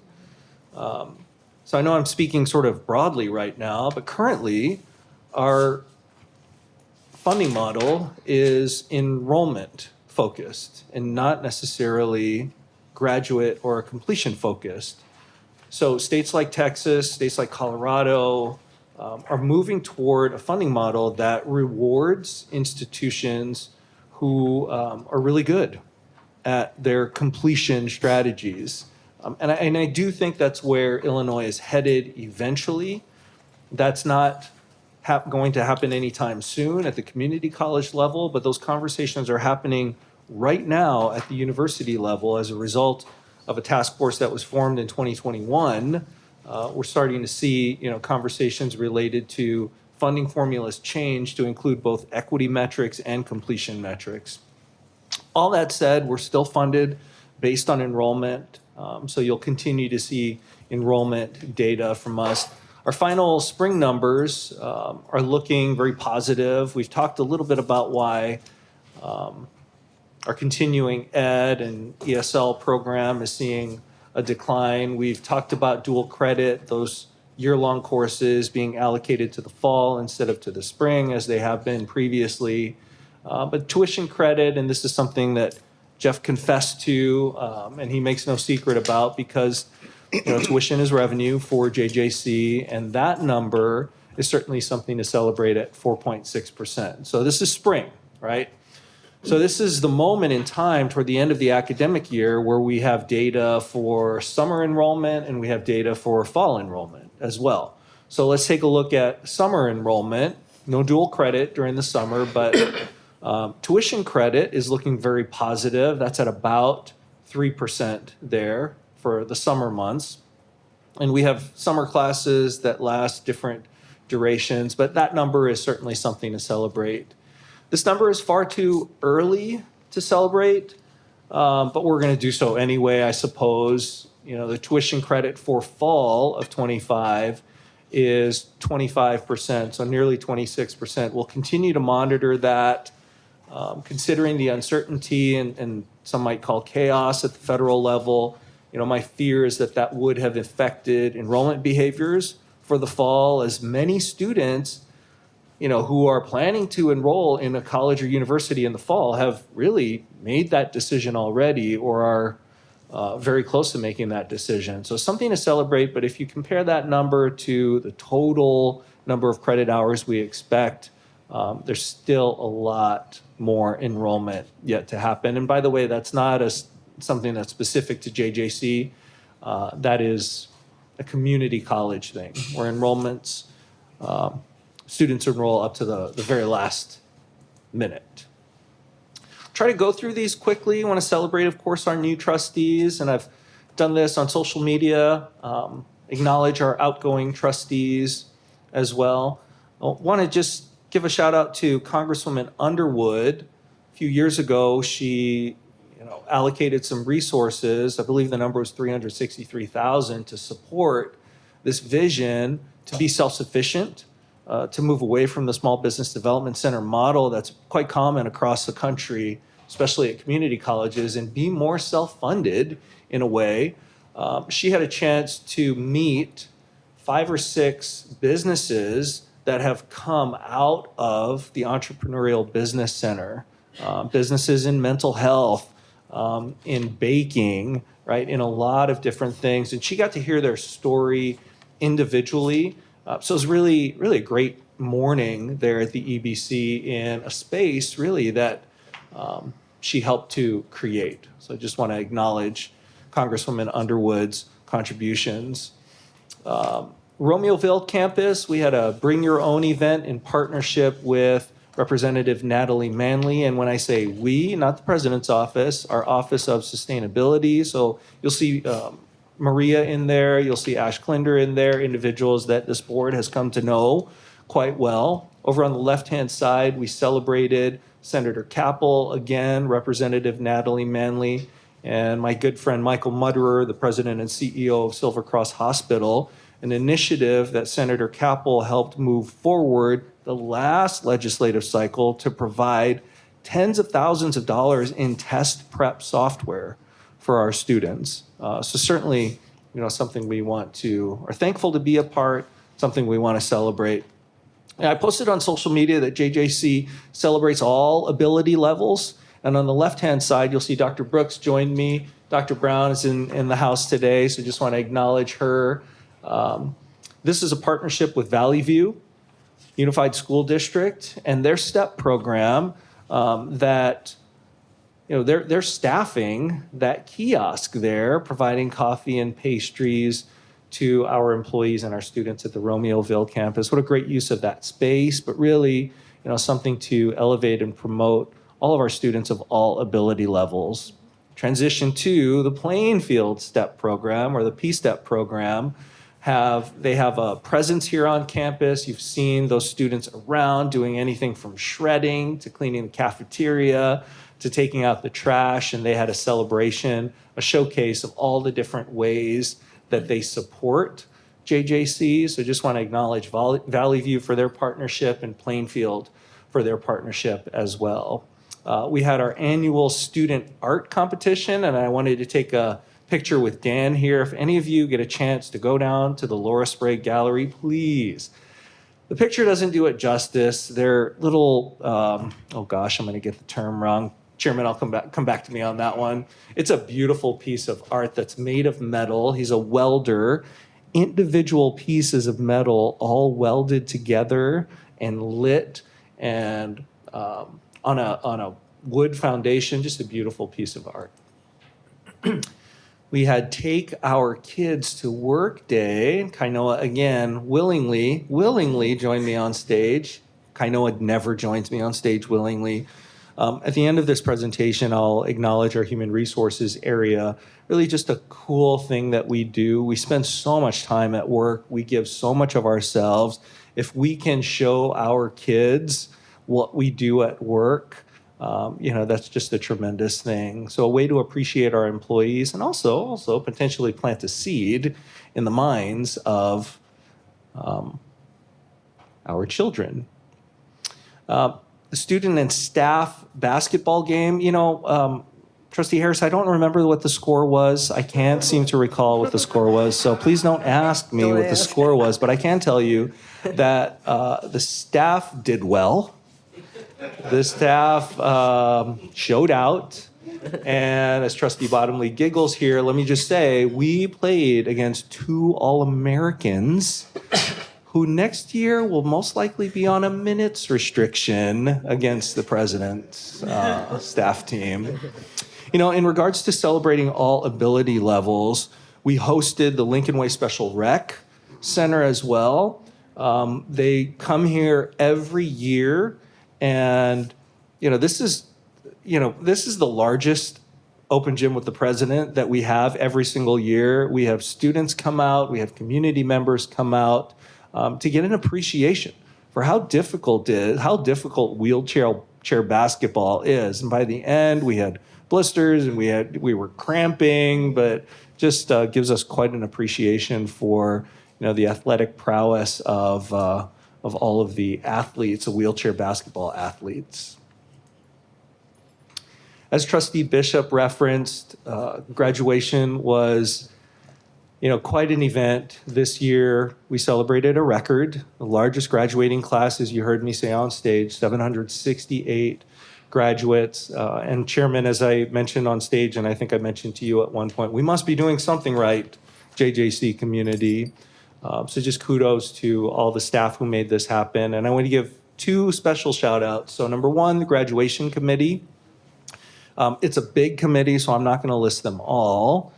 They all contribute to ensuring that this event runs safely, runs efficiently, and that all of our students are honored for all the effort that they made to graduate and to walk across that stage. The second group I'm going to acknowledge is the group that is not seen, and that is those are the individuals in the Emergency Operations Center in Campus Police. So when I got up on stage and used the word dust storm along with the word warning, that came as a result of the monitoring that our Emergency Operations Center. So I see Chief peeking over there. He's coordinated that with other law enforcement agencies in an effort to keep us safe. So just kudos to the EOC. I mean, they were busy on Friday, so really appreciate them for keeping us safe. 768 graduates and over 4,000 attendees in the event center, and we were all safe. Very thankful for that.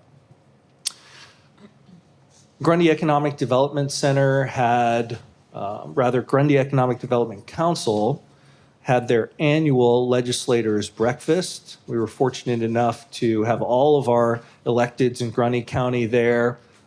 You'll see all of them listed over on the left-hand side. Although he wasn't able to join us last year, Congressman LaHood was able to join us this year and gave us a great federal perspective and gave us an early announcement on a tariff, early news of a tariff announcement that was to happen the following day, and indeed it did. So appreciate all of our electeds in Grundy County and thank our trustees for joining me at that event. Just last night, Chairman, was this last night? It was just last night. This is Lockport, yeah. So want to just give a quick shout out. So I was joined, Lockport Township High School was #1 in dual credit students in our district, 26 feeder high school districts, #1 in dual credit, right? And so we wanted to celebrate them. The board, as you'll recall, passed a resolution, I believe that was last month. Chairman and I, along with Dr. Farmer, along with Aaron Farmer, who's a senior director over that area, we were joined by Michael Murray, who is a member of the JJC Foundation, and Michael being there allowed us to remind the Lockport community and to highlight the generosity of the JJC Foundation and their commitment to award $500 scholarships to students that complete 12 by 12 by 12, right? 12 credits. And as a reminder to this board, in the fall, we awarded nearly 200 of those scholarships. And by we, I mean the JJC Foundation. And it's been a long day for Christy. She's been here since 7:30 because the foundation had their board meeting. Chairman, thank you for joining me here We were part of a student recognition ceremony. You'll see Dr. Shaw, the president of the Lockport 205 board. So appreciate Dr. McBride as well, superintendent over on the right-hand side. And we will do the same for the Manuka Board of Education as well in July. Beyond the district, I was invited to participate with other college presidents on an education roundtable with Congressman Raja Krishnamurthy up in his district there. And trustees, you'll get a chance to participate in this, and this is probably a little bit of a preview. We kicked off the master facilities planning process.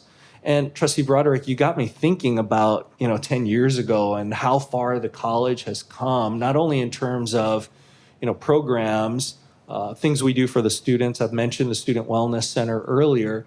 But this college looks so different than it did in 2012, 2014, kind of around that time. And for those of you who were here, of course, I obviously wasn't, but some of our trustees were, you'll recall that the college made significant investments through a referendum, through bonds that Jeff talks about paying down from time to time.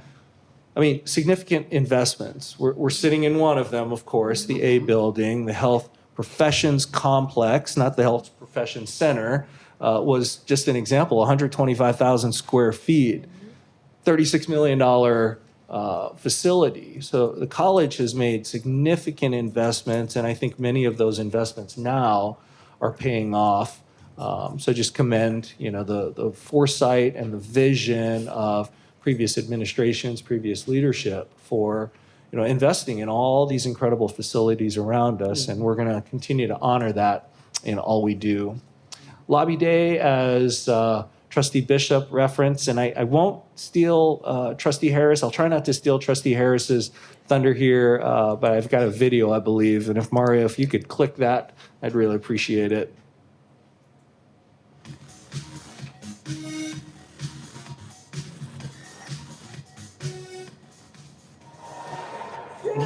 Okay, good.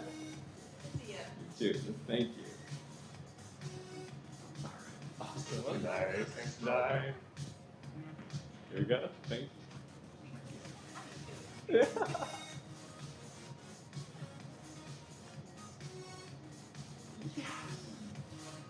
So, Trustee Bishop, something you failed to mention is you signed Representative Benton's wall as well, Bunting's wall. I thought about including the picture, but I didn't want to steal either of your thunder. Yeah, I think we did. I think we did a great job representing JJC. I want to give a shout out to our track and field team. Both finished in the top 5 in the country nationally, as the board knows.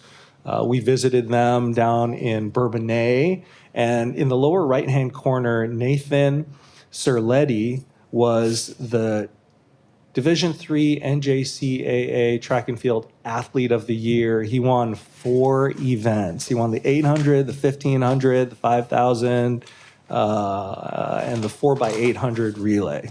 Not sure how I remembered that, but just want to give a shout out to Nathan. He actually helped invite recognize and welcome back all of our employees in the fall on stage because Nathan is a dual credit student. Want to acknowledge our softball team in the upper left-hand corner, regional winners, Region 4 winners, and just want to, send a quick shout out to our baseball team in the lower left-hand corner. They suffered a heartbreaking loss and were not able to go on to nationals. And it was a back and forth game, and they lost to a home run in not the bottom of the 9th inning. I believe it was the bottom of the 13th inning. So I want to shout out to them. And here's the employee shout out. Chairman, each month I do this. As I got to thinking about all of our cool buildings, all of our cool programs, all the incredible things we do, I was reminded, not just because of Take Your Kids to Work Day, but I was reminded, and not just because of, most of our budget is in salaries and benefits, but because we are a people-driven enterprise. And I'm just very thankful for our human resources area under Judy Connolly's leadership as the Chief Human Resources Officer, a very sophisticated enterprise that does an exceptional job serving this diverse population of employees and functions, from campus police to custodians to faculty to everything in between. So Chairman just wanted to take a moment to acknowledge our Human Resources Department. And with that, I'll yield back. Thank you. May I say something? Trustee Lee and myself were both at the lobby days, and we also did share the opportunity of visiting our senators and state reps. I wish we had been able to join your group because we should be working as a team. And we did pass out information to them, just so you know, because I don't know if you were, because didn't see you guys at the ICCTA meeting where we had the legislators there. They gave us information on dual credit, the change in the dual credit to make it better, and then the myths about the baccalaureate. Thank you.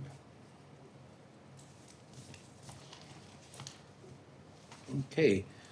Moving on, we're going to go to 1.8, which is a closed session. The chair is requesting a motion to go into closed session under 2C5 and 2C11. So moved. Second. Ready to vote? Trustee Morales? Yes. Trustee Nancy Garcia Guillen? Yes. Trustee Bottomley? Yes. Trustee Broderick? Yes. Trustee Harris? Yes. Trustee Lee? Yes. Trustee Bishop? Yes. Trustee Bazinski? Yes. Motion carries. Item 1.9, the chair requests a motion to return to public session. So moved. Second. And a roll, please. Trustee Garcia Guillen? Yes. Trustee Harris? Yes. Trustee Bottomley? Yes. Trustee Broderick? Yes. Trustee Lee? Yes. Trustee Morales? Yes. Trustee Bishop? Yes. Trustee Bazinski? Yes. Motion carries. Since we do have a quorum for this meeting, Trustee Lee is requested to participate remotely. Is there any objection? No objection. No. Okay, then we will move forward. Thank you. Item 1.10, approval of minutes for the regular meeting held on April 16th, 2025. So moved. Second. Who moved that? Alicia. And who seconded it? Sorry. Me, Bottomley. Bottomley? Okay, sorry. We ready to vote? Yes. Trustee Morales? Yes. Trustee Bottomley? Yes. Trustee Broderick? Yes. Trustee Garcia Guillen? Yes. Trustee Harris? Yes. Trustee Lee? Yes. Trustee Bishop? Abstain. Trustee Bazinski? Yes. Motion carries. Item 1.10.2, approval of the minutes of the special meeting held on April 28th, 2025. So moved. Second.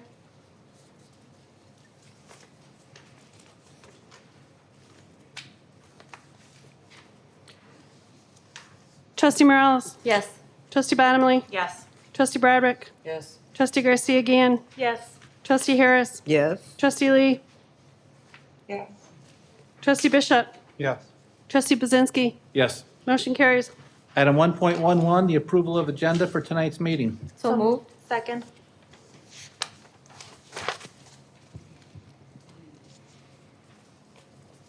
All those in favor say aye. Aye. All those opposed say no. No. Motion carries. Item 1.12, approval of consent agenda as presented, and I have a statement from Dr. Nemo.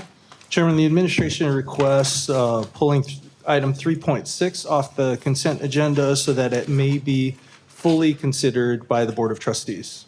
So moved. Second. You don't need a motion. You need a motion to approve the agenda. Motion to we approve have the a consent motion? agenda. Motion to approve the consent agenda. Motion to approve the consent agenda as presented while withdrawing item 3.6. We are also going to withdraw or remove item 2.12. The contract was offered and not accepted, so we will not be voting or approving it tonight. Which is it? Item 2.12. There will be no vote or discussion on it tonight. 2.12. I have some items to pull too. Okay. Can we get a second to the motion first? Second. We need it. Thank you. I'm looking at 3.1. I'm looking at 3.2.3, 3.2.8, 3.2.9, 3.213, 3.218. We pulled the 3.6, which I was gonna pull anyway, 4.2 and 4.3, and 4.1.1. I'm having a problem getting my camera on. I figured it out last time, but I don't even remember how I got to the settings, so I'm working on that. But can I please pull 4.14?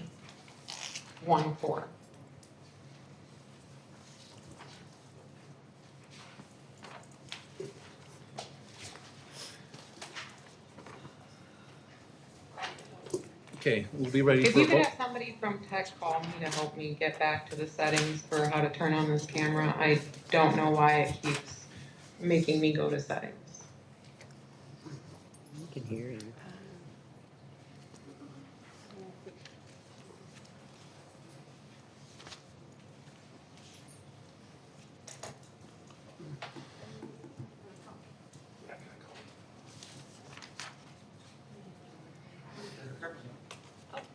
Oh, your camera's on.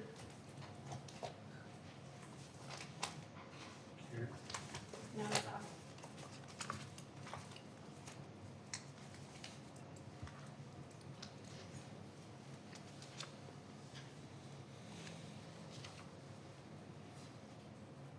It's not working to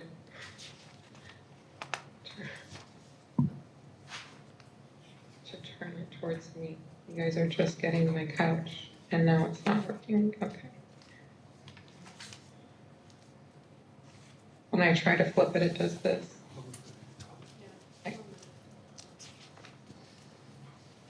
Okay, Mario will call you. Yeah.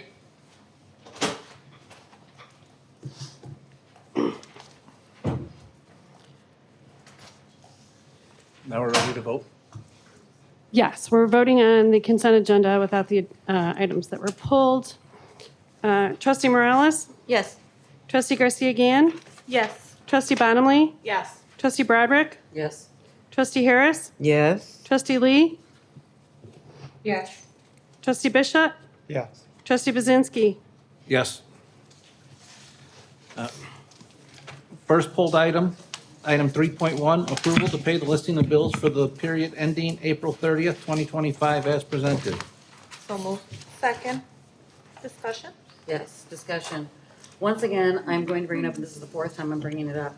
After I keep pulling the legal bills, and I did send legal bills to all of you, I think you should all be looking at this because my concern falls in the fact that we have hybrid 1, hybrid 2, and then we have hourly.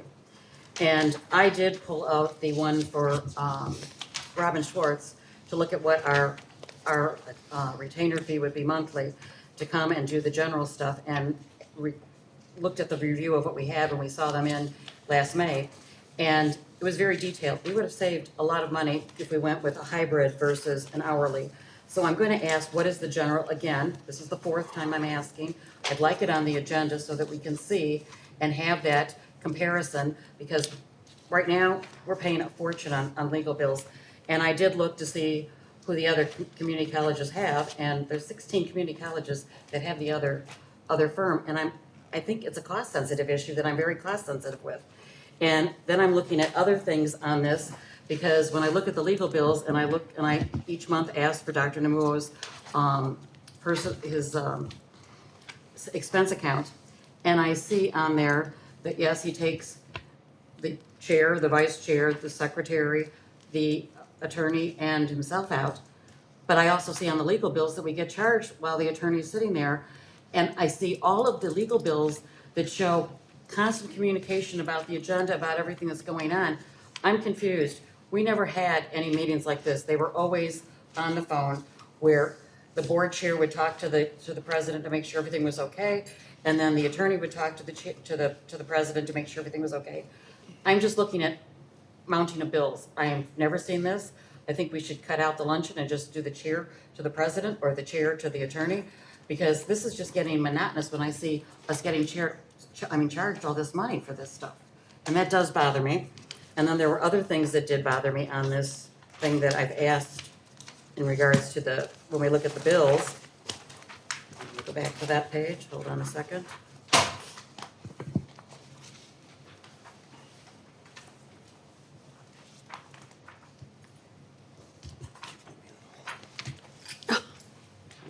gonna run out. And any time to ask questions.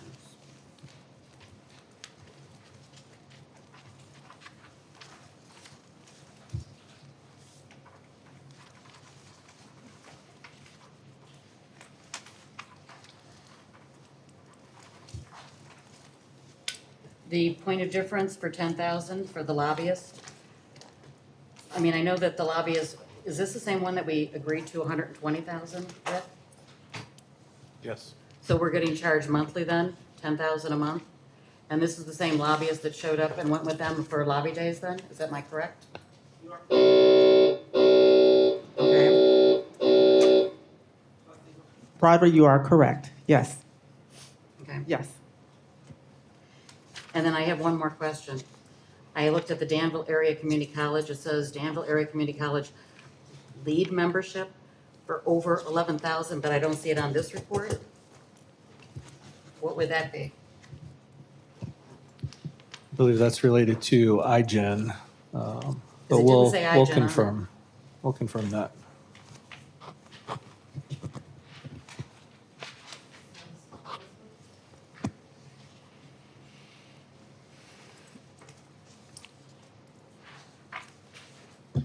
What page are you referring to, please? It says 89, but, oh no, it's page 6, page 6.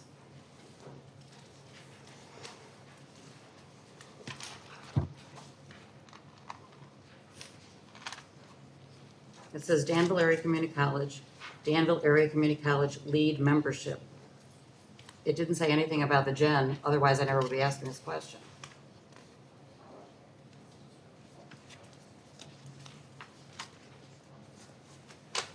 Dr. Numuo, you are correct. It's related to iGen. Okay, so that was not printed, that otherwise it would have been iGen, okay? Any other trustees with comments? Just, I'd like to say, I know a lot of the words, it bothers me this and it bothers me that. What bothers me is that you keep suing the colleges, incurring these legal fees to happen. So if you would stop suing the college, we wouldn't have these legal fees to pay. It's my understanding that Brian isn't the lawyer handling the, situation. So I don't believe that to be accurate. He shouldn't even be working on that case as he is representing the entire board.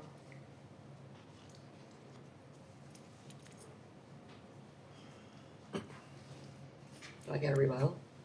Not until everyone's had a chance to speak. I'm just asking.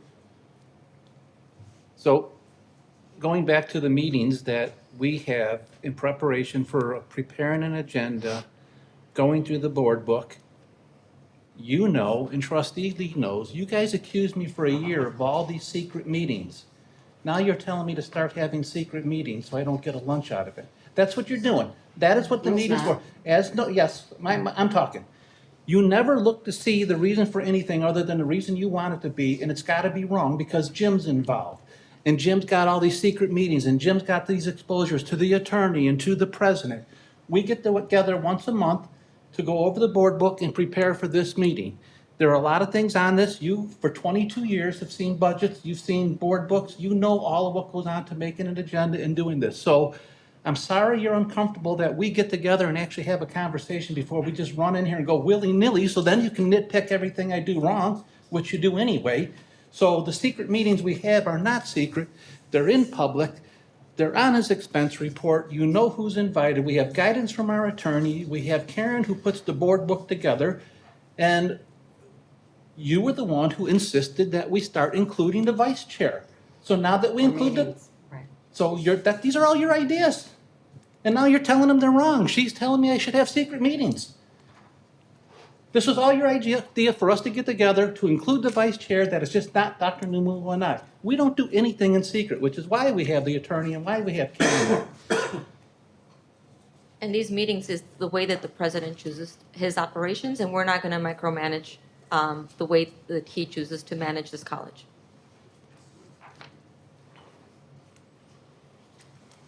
Trustee Harris, do you have anything? I do agree. We cannot get involved in the day-to-day operations. I mean, if Dr. Numuo is having a meeting, he has to eat lunch. So I don't have any objections to that. Um, I really don't. I think that's being a little in the weeds in terms of, because they have a meeting over lunch. I think that's, in my opinion, unfair. And the bills, we've been talking about that for, I don't know, every since I've been here. And we have had times when we needed to be represented. And so those charges will reflect. They're not pro bono. They're not doing the work pro bono. And the law firm, and I think I've said this once before, the law firm has done their job. They deserve to be paid. So I wish that we could bring that to a rest and move forward. And I'm not about spending taxpayer dollars unnecessarily, but we have a representative in terms of a legal representative, and we're playing it safe to have him with the meetings or wherever he needs to be.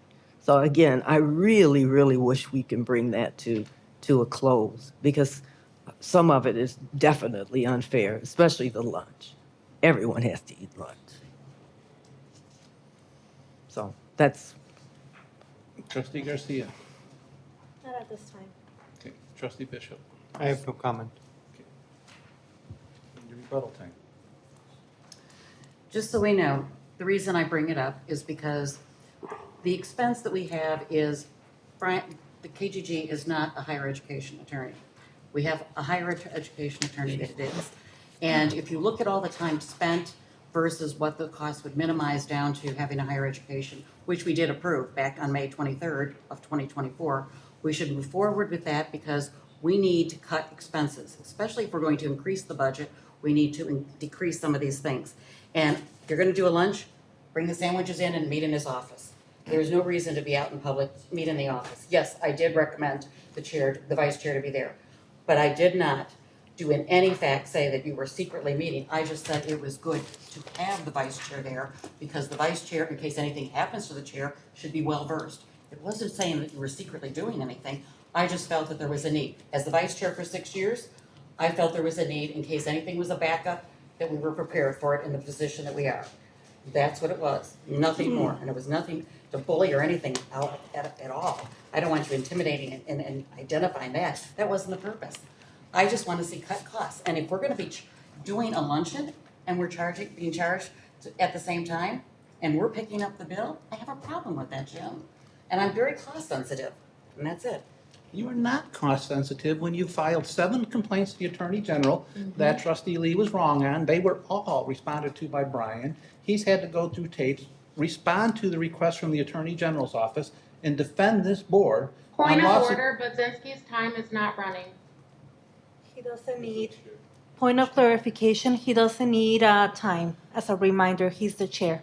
Go So ahead. We all are to abide by these rules. Just because he's the chair doesn't mean that he doesn't have to abide by the policy rules. And the policy states that when we're in a rebuttal, my time's running, while we're in a rebuttal, our time is to be running. point of order, get out your stopwatch and time me. I'll be done within my 2 minutes. But it was Trustee Lee, who's the one who sat at this board and said multiple times that I keep having secret meetings, which I never have.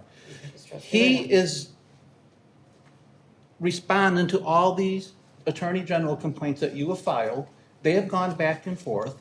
He deserves to be compensated for the time he spends going through all this frivolous crap that you keep sending to the state, none of which have come back out with any guidance to do anything different than what we have. And you can say all you want, because you've sued us civilly over the same exact thing that the There's state. 13 violations of OMA acts. No, there isn't. And yes, there is. They've Stop. been dismissed. My time.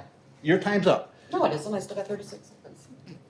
Your time hasn't been running. Your time needs to be running if this is during a rebuttal and you Point of expect us order. to hold our time. Point of order, Trustee Lee. Only one trustee should have the floor at a time. Please be respectful. Also, we had 5 minutes in total. My time shouldn't have started from 2 minutes from the rebuttal time. I should have 5 minutes in total per the policy.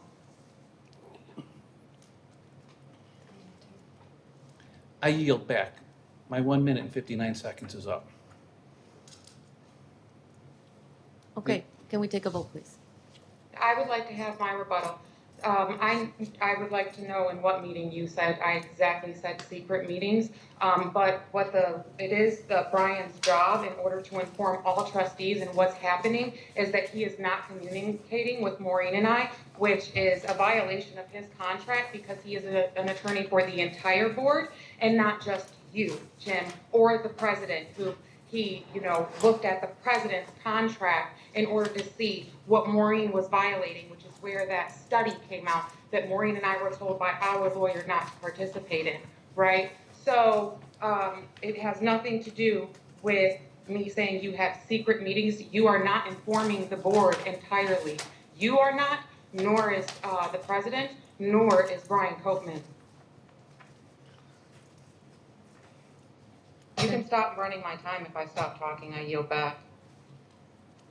Any other comments before we take a vote? Okay. Yes, I would like to say that I know I'm no longer the vice chair, but even as a trustee, Brian has always kept us apprised of situations as well as the president, and there's only times that he will talk to us really if there is a major concern. Otherwise, there's no reason, okay? So even though you're not a higher ed attorney, you are an attorney, you are well-versed in the law, and you've done a great job of providing services to the college. Sadly, people that are cost-sensitive shouldn't sue the college if they're that cost-sensitive to the taxpayer money. Thank you. Thank you. The taxpayers are not paying for this. The insurance that the trustees are bonded and insured is being paid by an insurance. I would like to make that clear. That is a miscalculation of that. Also, Brian is known to not be informing the board. I showed the entire board. We had a board meeting that he did not inform the board about an illegal incident. So, and multiple of them. So for you to say all of that, Trustee Morales, is inaccurate. And also, I'm going to say this.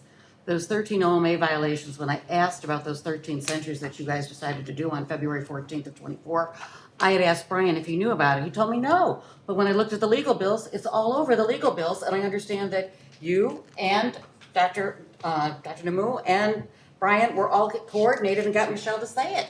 Those are 13 OMA violations that And that's you a guys lie, because created. we did not coordinate that at all. If I'd have known she was gonna do 13, I would have counseled against it. So no, we didn't. You are no, Brian wrote them all and emailed them to the secretary who then emailed them to me, and that is I have proof of all of that, so no, You're not gonna sit there and say that you didn't know what I was gonna read, but I did not write them and I did not come up with them. You did. You and Brian and We're your ready to secret vote. meetings. We're ready to vote? Trustee Morales? Yes. Trustee Garcia Guillen? Yes. Trustee Bottomley? Yes. Trustee Broderick? No. Trustee Harris? Yes. Trustee Lee? No. Trustee Bishop? Yes. Trustee Bazinski? Yes. Motion carries. Next hold item is 3.2.3, a bid for the stop loss insurance. So moved. Second. Discussion? Hold on, let me get to it. Okay, it says the estimated cost is $1,018,968. Are we not, this is removing Gallagher then? Totally removing Gallagher? No, it's not. We have, for our PPO, we're self-funded. If an individual who's on our existing PPO plan, if their expenses exceed $275,000, we have an insurance company who pays for that. Okay. We're keeping Gallagher for our employee benefits. And who is paying the $146.91 per employee per month? The college, The colleges? yes. It's We're for self-funded. stop-loss insurance, yes. And is this normal? Last year it was $98.16 a month. It has gone up because we have more people who are sick on our policy, and the market has changed. So are they paying any portion of this at all? No, this is the college paying. So we have employee benefits that employees pay for your Right. family coverage, for your single coverage. Okay. But we're self-insured, so any RX bill, any medical bill, the college pays for until it gets to $275,000 for a single individual. If it does, the college stops paying those medical bills or RX bills, an insurance company steps in. So we're not paying it out of our fund. And this is calculated into our budget then? This is calculated into our budget. This is something that we've been doing for years, yes. So the increase to this amount would be, instead of 1,018,968, what would have been before? How much of an increase? Well, whatever the, $60 a month per employee, $60 times 578 times 12 months. Okay. Which would be, I'm not doing the math. Hold on a second, please. We'll get you that number.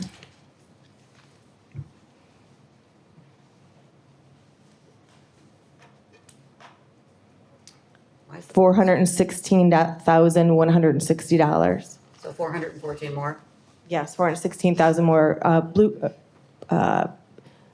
Arthur J. Gallagher did go out to bid on this, for us on this, and this was the best, bid back that meets the needs of the college. Okay, thank you. Any other trustees for discussion? Karen, we're ready to vote. Trustee Morales? Yes. Trustee Harris? Yes. Trustee Bottomley? Yes. Trustee Broderick? Yes. Trustee Garcia Guillen? Yes. Trustee Lee? Trustee Bishop? Yes. Trustee Buzinski? Yes. Motion carries. Next pulled item is item 3.2.8, professional service employee health insurance. So moved. Second. Discussion. Okay, my concern is, okay, the cost. It says additional years and total cost will depend on market conditions and employee enrollment. Are we gonna have a cap of any sort to protect us from escalation of prices on this? I'm going to call Judy Conley to respond to that question, please, Judy.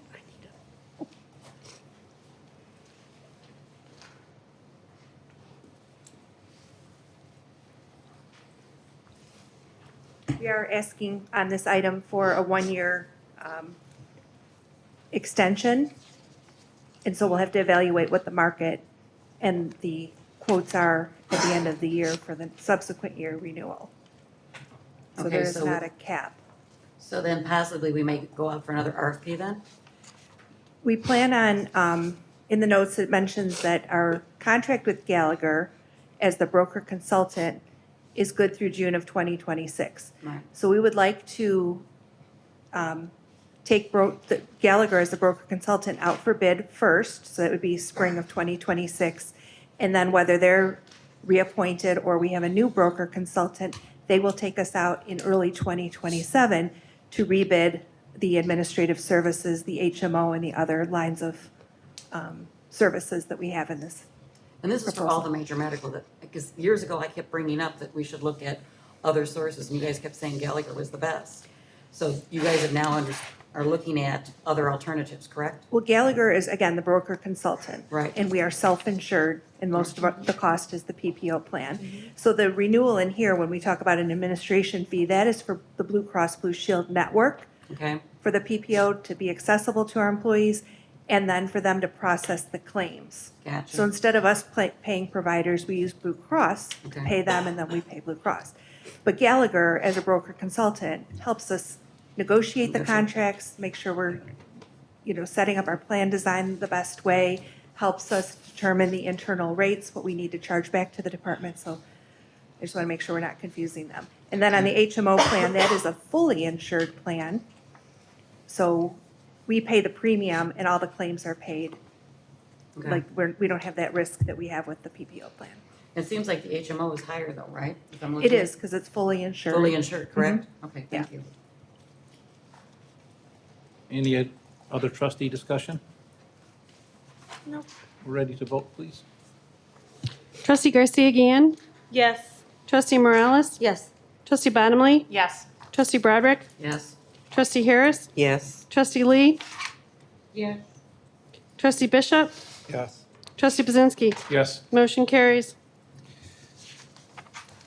Item 3.2.9, professional service property and liability insurance. So moved. Second. Discussion. Okay, here's where my concern comes. Years 2 through 5 will be based on the market conditions. So we're going 3 years plus 2 one-year renewals.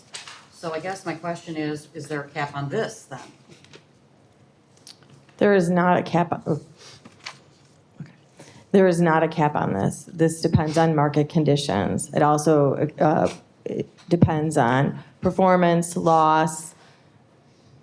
So why wouldn't we have done just a one-year contract then instead? In order to be in ICRMIC, we needed to sign a 3-year contract.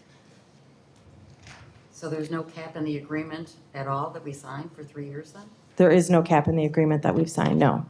It's like taking out an ARM mortgage where you can go up to 22% if you want. I mean, this scares me. Well, ICRMIC negotiates on behalf of 14 community colleges. So because we're part of this consortium. So the consortium is all together with? Correct, Okay. correct. And this is a deviation. We used to have Arthur J. Gallagher. We found that going with a consortium like ICRMIC provides us higher aggregate coverage at lower dollar amount with lower deductibles. And it also provides us the infrastructure of working with other community colleges in a network to be able to educate each other and communicate. For example, if our last year total premiums to Arthur J. Gallagher was $940,000, this year through ICRMIC, we're getting a higher aggregate insurance cap. Lower deductibles is $948,000. It's $8,000 more. If we would have gone with Arthur J. Gallagher, it would have been over $1.1 million. So it is not only just a cost savings, but it's having an infrastructure, lower deductibles, the network, and higher aggregate insurance values. Okay, thank you. Any other comments or discussion? Chairman Budzinski, if I may add, yesterday at our Finance Committee meeting, Mike Nugent, who is the Executive Director, did give a brief overview of the program, of everything, and he took the time to kind of answer some of our questions. And I do think that it's of note to add that the last time that they added a new member into this program was 5 years ago. I asked them how many people have and how many colleges have selected to withdraw from it. They said that there were 2 colleges that left. But that is within our clause and within the agreement. If we all have gone through and fully read it, there is the opportunity to back out if things get too high. So I want to make sure to note that. So looking forward to voting on this tonight. Any other comments? No. Ready for a vote. Okay, we're ready for a vote, please. Trustee Morales? Yes. Trustee Garcia Guillen? Yes. Trustee Bottomley? Yes. Trustee Broderick? Yes. Trustee Harris? Yes. Trustee Lee? Yes. Trustee Bishop? Yes. Trustee Budzinski? Yes. Motion carries. Item 3.2.13, sole source computer and financial literacy software. So moved. Second. Discussion? Discussion, please. Yeah, I'm just looking at, is this compatible to work with Workday, or is it separate? Or is this isn't anything to do with Workday at all? No, this is for students who are in adult basic education. This is software that they've currently been using, and it's an extension of the software. This is the only software available that does what our faculty need it to do for our students. So we don't have to do anything to enter? No, this has nothing to do with Okay, working. I'm fine then, thank you. Any other questions or comments? Okay, we're ready to vote on 3.2.13. Trustee Morales? Yes. Trustee Bottomley? Yes. Trustee Broderick? Yes. Trustee Garcia Guillen? Yes. Trustee Harris? Yes. Trustee Lee? Yes. Trustee Bishop? Yes. Trustee Budzinski? Yes. Motion carries. Item 3.2.18, sole source Workday Consulting for Human Resources. So moved. Second. Discussion? Is this, again, once again, the Lisa Villabos that's doing this? Call Judy Conley to the podium to respond to that particular question. Thank you.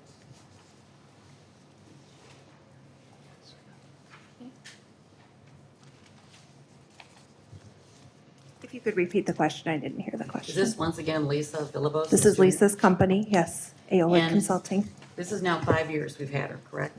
Yes, since we. I'm trying to understand, Judy, the need for it, and do any of the other departments have the same need? Because I can't understand why you guys are the only ones that get it, and why aren't you independent by now?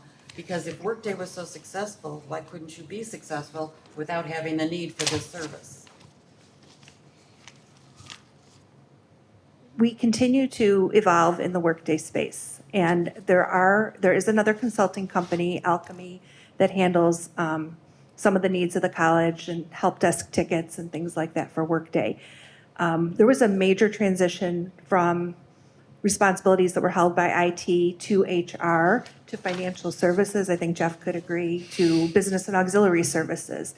And with Workday, I mean, we continue to learn and grow, but we do need the support, especially for our HRIS team, to just do some fine tuning and troubleshooting with business processes. We have decreased the amount of reliance on this vendor. We're bringing it to you as a courtesy, as a suggestion from Matt Stevenson, because it is under $25,000, but because we have had an ongoing contract. I assure you that we utilize the time very well, very limited. We're only at $20,000 for this year, and we're only recommending $22,000 for next year. So I see it again to augment the staff resources and to continue to grow and evolve. We collaborate with IT and, you know, for some things on Workday, we have an ERP team, so it's multifaceted. So with the previous system that we had, that you guys were on, not Workday, did you need this type of assistance? No. And we had a team of people in IT that would help us with our batch wage changes, with our benefits enrollments, with all of that in the colleague system. And the college was very intentional when we went with Workday to develop those subject matter experts within our department. So we have somebody that does time tracking and somebody who does benefits and compensation. We're doing a lot more of that ourselves now, like majority of it in HR. So it's, Lisa's done a fantastic job. I speak very highly of her, and to have her, again, to augment our staff and assist with training and development and continued improvement in this And I'm Workday just trying to space. understand, because if Workday is supposed to be so successful for HR and finance, the need for the extra person.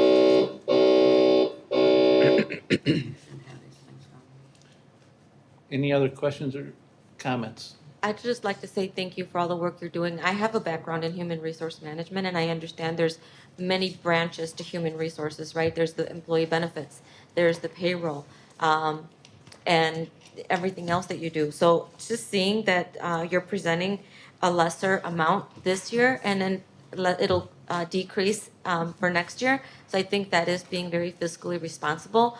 And because we are investing millions of dollars in a new ERP system, I want to make sure that our staff has the resources and the support that they need so that they can become the subject experts moving forward. So I fully support this, and thank you for all that you're doing. Thank you.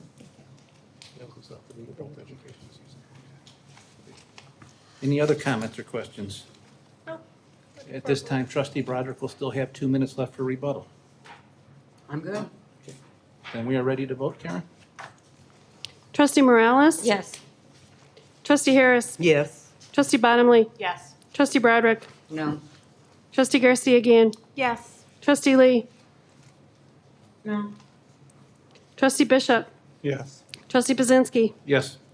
Motion carries. Item 3.6, the Board of Trustee approval for a resolution to adopt the tentative fiscal year 2025 through 2026 budget and placement of the budget on public display. So moved. Second. And we're ready for discussion. I would like to see the things that we brought up in regards to it, either adapted, incorporated, whatever you want to call it, into it, because I think there are some concerns, and I think they still have to come back and, you know, I mean, I do have concerns. Last year I had 23 questions of concern that got answered after. I'm doing it ahead of time so that the questions are out there and they do get answered, because I am concerned about the increase and about the trustee budget issue.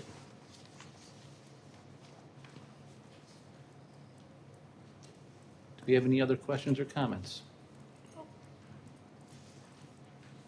Karen, then at this time, we're ready to vote? Trustee Morales? Yes. Trustee Bottomley? Yes. Trustee Broderick? Yes. Trustee Garcia again? Yes. Trustee Harris? Yes. Trustee Lee? Yes. Trustee Bishop? Yes. Trustee Pazinski? Yes. Motion carries. Item 4.2, the approval to transfer $600 to the GLI Travel Fund from the ACCT Travel Fund to cover the estimated. 4.1.1. 4.1.1, Yeah, 411 is next. electronic attendance at meetings. So moved. Second. Discussion? Yeah, I think we need to add, I think it needs to go back to committee so that we can add some language, and I'll tell you why.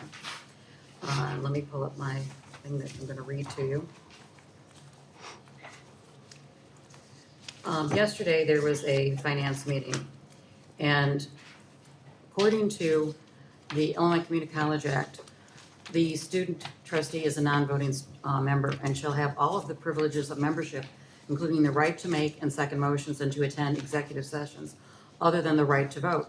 The non-voting student member shall not be considered a member for the purposes of determining a quorum at a meeting of the board or any of its committees. No action of the board shall be invalidated by reason of any vacancies of the board or by any reason of failure in selecting a non-voting student member. Therefore, because the finance meeting was with trustee Bottomley present and with the student trustee and trustee Morales on video, basically there was no quorum because the student trustee could not be counted. So that verbiage needs to be added so that we all know that student trustees, yes, you have the ability to sit here and to be in executive sessions and all that. However, they don't have the ability to identify as a quorum. So when you look at your building and grounds, you only have one person on that committee, even though he sits on the committee, you only have one person, which is Elaine Bottomley, that's on the buildings and ground. So we need to do something to identify that situation that comes from the Illinois Community College Act. So I ask that you pull that back and look at the Illinois Community College Act in regards to it. May I ask a point of clarification question? Where within the Illinois Community College Act does it state this? I've got source PA 88-322. 88-322? One more time? 88-322. Perfect, thank you, trustee Roderick. I'll go ahead and defer to our council. As I've stated in the past, all of your committees are advisory. They are not able to take any action on behalf or bind this board to anything. If your policies provided that they could take action and bind this board, I would absolutely agree with trustee Broderick. But since they're merely advisory, they don't even take votes, as I understand it. They just come back and say, look, it's the consensus of the committee that this policy be approved. Therefore, I don't see a need or a reason why the student trustee does not count toward a quorum on this board's committees specifically. If you would like me to look into it further, I can do that. We can also get an opinion from ICCB. Since it's not a binding committee and there's no vote taken, I'm comfortable with approving this policy. The problem is that you're identifying if there's a quorum or not. He does not identify as a quorum. Therefore, there was only one present and you on visual. Therefore, there was not an approval of a majority of a quorum to approve you because he does not stand as a quorum. Yes, I understand your voting situation, but in regards to the quorum determination, he doesn't identify as part of the quorum. You also Would have like to to vote get to approve recognized? the meeting minutes. You do have to approve meeting minutes in that meeting. That's an approval. That's a vote on something. He cannot vote to approve meeting minutes. You need another trustee on that committee.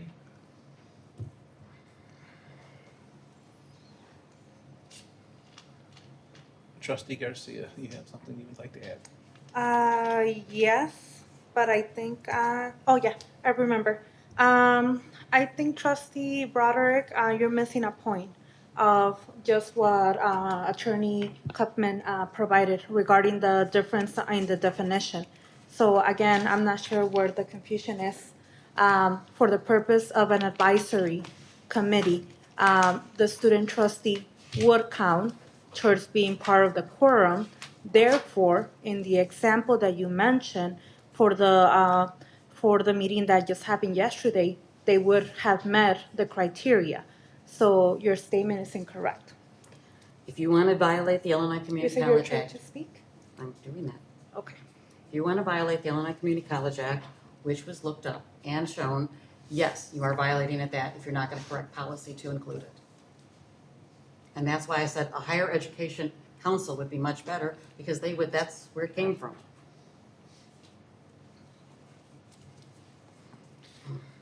Any other comments? I just have a quick follow-up question. Are we able to request an official legal opinion on this, but also still move forward and vote on this tonight? And if any cleanup has to happen after the fact, we can do that then? Absolutely. We can. Beautiful. A professional legal opinion from who? Isn't our attorney a professional legal opinion? The ICCB would be my personal preference. I hope I am using the correct acronym. I'm just wanting Please you to correct me if I'm not. specify. No, I just wanted you to specify, thank you. Yep, thank What, you, who Trustee you Lee. wanted the opinion from? Yeah, The absolutely. ICCB? Yes, Trustee Lee, thank you. I appreciate the clarification. I think that that's really helpful for all of us to really have an informed conversation. Yes, and it would not be from Brian Durham because he's not an attorney. It would be from attorney counsel from the ICCB.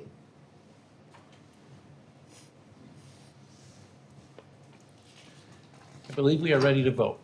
Yes. Trustee Morales? Yes. Trustee Bottomley? Yes. Trustee Broderick? No. Trustee Garcia Guillen? Yes. Trustee Harris? Yes. Trustee Lee? We're voting on this one with them. Trustee Bishop? Yes. Trustee Bazinski? Yes. Motion carries. Item 4.1.4, purchases from federal grant funds. So moved. Second? Discussion? I just wanted to state for the record, I never received anything on the procedure, and that this is dealing with federal funds. Anything dealing with money is our fiduciary duty. Can someone please explain to me briefly what this procedure is? And, you know, the policy is very, very short. It's, you know, maybe 2 to 4 sentences here, 2 sentences. I'm just wondering why a whole procedure needed to be written when it simply states that we follow state and federal laws for this. And can someone please give me a breakdown, since I haven't been emailed, what is actually in this procedure and why did we need it? I can go ahead and defer to Kissel. And I can provide a little bit of context as a reminder, and then I can go ahead and refer to you, Kissel, if that's okay. Okay, so as a reminder, the procedure is one that includes a lot more information that meets the criteria for the federal and the state level. So we do not add it to this book because, again, the policy is what we're looking at that is really general, but all the procedures contains a lot more information that could change depending on different circumstances, and also it could vary per, it could vary in reality. So as a reminder, we're a policy-making board. I have said it multiple times, but somehow it's not making its connection in our brains. But we have the policy in front of you, and I can go ahead and refer to Kissel.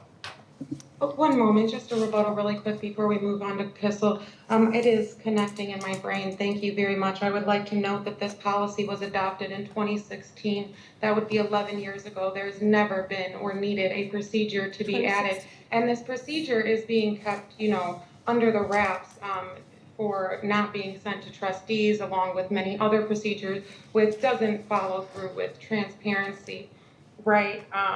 So if we could just simply send those procedures, if you're not going to include them in the board book, to the trustees, we wouldn't have to continue having these conversations at every board meeting. If you could just simply email us the procedures when you add them, and that's the only change to a policy. Go ahead, I yield to Kissel. Kissel. Thank you so much, Trustee Lee. I just want to let you know that procedure 13.06.00.00 was first adopted in 6/2016 when the policy was adopted. So this is a procedure that has been in place since the time the policy was adopted. It was last reviewed in 9/2018. So this procedure is not new. I know there's, the underline makes it appear because of the way the track changes is, that it's new. Which again, if we could be able to read the policies, especially if there's changes in the policy, which it does, when it's underlined, it makes it, thank you, it makes it seem as though the procedure is new altogether because we're not able to see the procedure and what has exactly changed. So Thank you, Kissel. What has exactly changed in this policy, in this procedure? There has nothing been changed since September of 2018. The procedure's underlined because it's a link, not because anything's changed. So I think that's a problem with the way it's being presented in this book. That's where the confusion lies. But nothing has changed in this procedure as I look at it right now. Again, the last time it was reviewed was in 9 of 2018. And so if this is a link and it can be clicked on, where can I click on this link so that I can be able to read the procedure? Because if, you know, you would have told me this was a link and that I could simply click on it when I see the board book, how can I go about doing that? This is all access through NAVEX, and I'm not sure if the board has access to the procedures. I'd have to see. I know you have access to the policies. I just don't know if there's a link to procedures. My access level would be different than yours because I'm actually a person who can get in and make modifications. So I'd have to look into that. Okay, thank you. Either way, if you could simply add the procedures to an email so that we could read through them, that'd be great. I have one question. Sorry.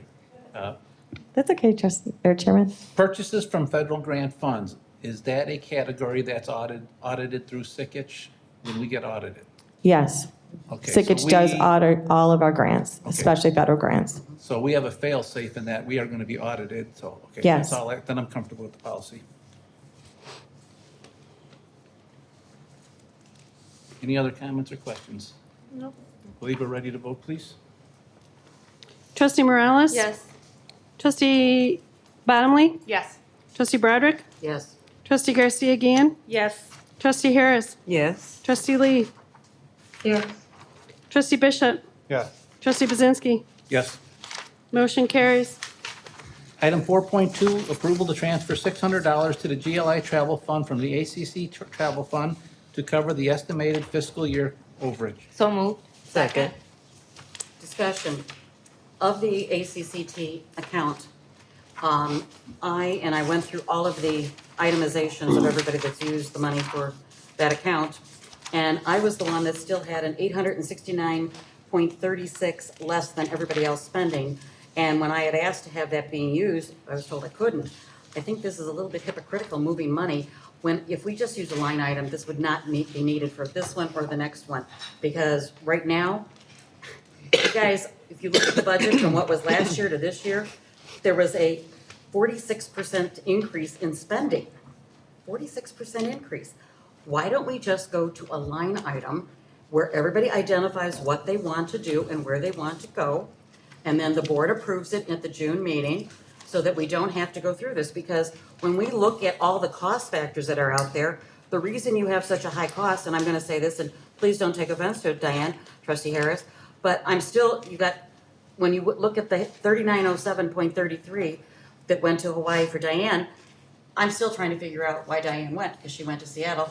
There is nothing ACCT or ICCTA, and that's something we have to clear up. Because when you're looking at this whole budget thing, and you're looking at wanting to take money, ICCTA is, she's the rep for one thing, the delegate at the National Convention. And I wrote you an email on that back in February, on February 7th, that identified everything in regards to what an ICCTA rep does. And where the money comes into play is one thing, the national, nothing else. All of us are entitled to go to all the meetings, to be visible at national, to be visible at lobby days, to be visible everywhere, Jim. Otherwise, you're taking away our fiduciary responsibilities and involvement. And it's not for socialization, it's for learning and education. That's where we get most of our mainstream of information from. So I'm sharing that 869.36 was still mine, because I didn't use that. So I'm just saying, if you take that away, you only have 1904.20 left in order to do any transferring. So we have a policy that addressed that. You were the one who had us go to this type of budget. You wanted a one-line item of 60,000 that you could use till it was depleted. Nope, I And it didn't. wasn't fair to the rest of us. You did, because you were constantly going everywhere. You told me you're used to going everywhere. You just said it again. You want to go everywhere. You don't represent us well. So why should we send you everywhere? That's what the good standing policy is for. Right, the good standing policy, and you know what? after this reelection, and I won, that is removed. No, it is not. Yes, it is. It's not I've got part- it in, I've got it in print. I've got it in You can print. believe anything you want, but for right now, we have a policy that describes how we use this budget. And if there's no other comments, we can vote on it. If anyone wants to see the policy, Karen has them printed out. It says electoral process overrides censures. Reelection demonstrates that the electorate has, despite the censure, still placed their trust in the trustee. It would be unusual for the legislative body to maintain a censure after the trustee has been reelected by the voters, especially if that conduct that led to the censuring was known to electorate at the time of the reelection, which all of you did do. You spelled everything out, even with this Lanner Muchin thing that was out. You spelled everything out trying to not get me reelected, and the public saw it all. It was all over the paper, WJOL, over the news, everything. It was all over everything. Does anyone want to see the policy? No, but I have comments. Comment, go ahead. Yes, I think when people vote, when you're the first on the ballot, you have the upper hand. And I don't think people really understand because they don't watch all of our meetings or attend all of our meetings to really understand with the proper context of who are trustees in good standing, who are not in good standing. The way that the budget is done by a trustee demanding that it be changed, we are getting into the weeds. This is the way that our president is doing this. The fact that Trustee Harris is attending these, she is relatively still a newer trustee, and she is in good standing, and she should attend these meetings. I have no problem with the way that this budget is being done, and I'm going to fully support it. Thank you.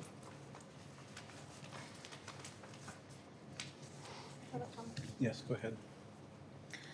We do have a policy that clearly identifies, and we have included it in a few of our most recent policies, that breaks down or provides additional context on how a trustee that might not be in good standing can be returned to good standing, but it requires a majority of the trustees in order to be able to vote. So just being elected is not going to be enough to return someone to good standing at this moment.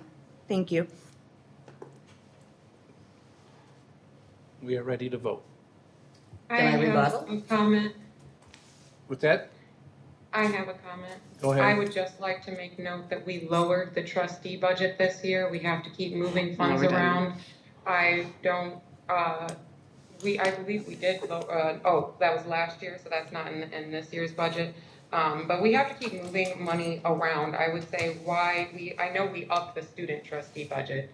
I thought we did lower the trustee budget. If I misspoke and we didn't, I would just say, why don't we think about upping the budget if we have to keep taking money from other places and moving things around, and voting on these things.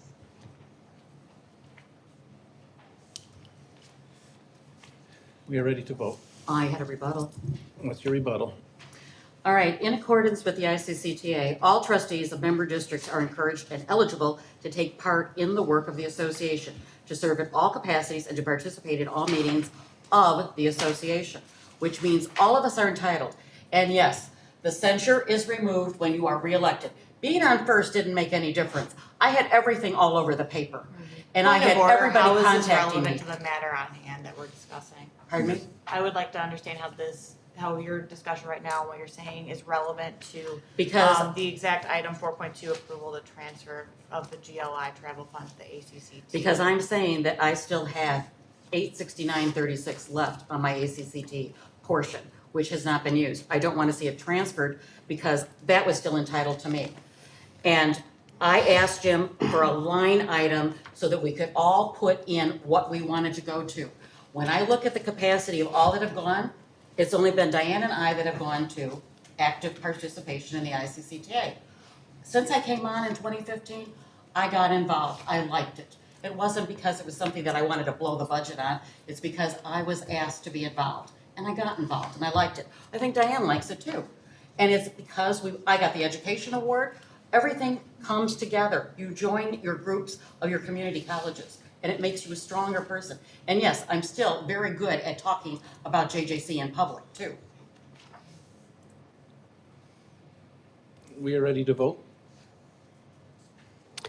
Trustee Morales? Yes. Trustee Harris? Yes. Trustee Bottomley? Yes. Trustee Broderick. No. Trustee Garcia again. Yes. Trustee Lee. No. Trustee Bishop. Yes. Trustee Buzinski. Yes. Motion carries. Item 4.3, approval to transfer $1,700 to the ICCTA Travel Fund from the ACCT Travel Fund to cover the estimated final fiscal year overage. So moved. Second. Discussion? Once again, now you're entering into using my allocation when you vote on this one. 869.36 was still mine that was shorted from my ACCT Seattle account because I was very cost conservative and didn't have to get paid for my travel because I did it on my points. So I think that this should not be, and if you want to do it, I would lower the amount because you've already done 600. It's 1304.20 that would be left for this one.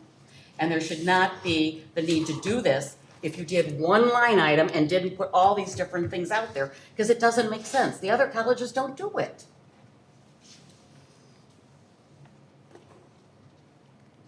I'd like to just say that none of the funds are an entitlement. No trustees are entitled. And if we're going to attend these conferences and represent the college, we need to be on our best behavior and not badmouth our president or any other staff members or speak poorly of the college's image. And we should remain in good standing so that we can continue to attend these educational meetings. So none of this is an entitlement. This is money that we are allowed if we are physically able to attend the meetings. If we cannot, then we can't. But it all rolls back into the college. I yield my time. Any other comments? I have a comment. I would just like to note Maureen Broderick's fiscal responsibility, as she noted. She used her own points through earning points through traveling to travel and to save on her budget, and that budget is being taken away from her. She was trying not to use the taxpayer money. Just to show her heart and how much she really does try to save the taxpayers' money. She could have used those points to travel and go on a vacation, and instead she's using them to go and learn at these conferences because that ability is being taken away by this board and our chair by not paying for Point us of to order, go we're to not these talking about her learning points. responsibilities. This is my time. Point of and I order, that has appreciate- nothing to do with, her points have nothing to do with this topic. Yes, it Okay, does. let's interrupt me and be rude. And then you know what, Trustee Morales, you just made me forget what I was gonna say about my point about your comment. So we can go ahead and move on. As you can see, I am completely disrespected every time I try to talk, cut off. So just to make that a point. In the budget, even in the ACCT budget, there is no name of any trustee in there. So you saying you have money left, there's nothing in there that says Maureen Broderick has this much left.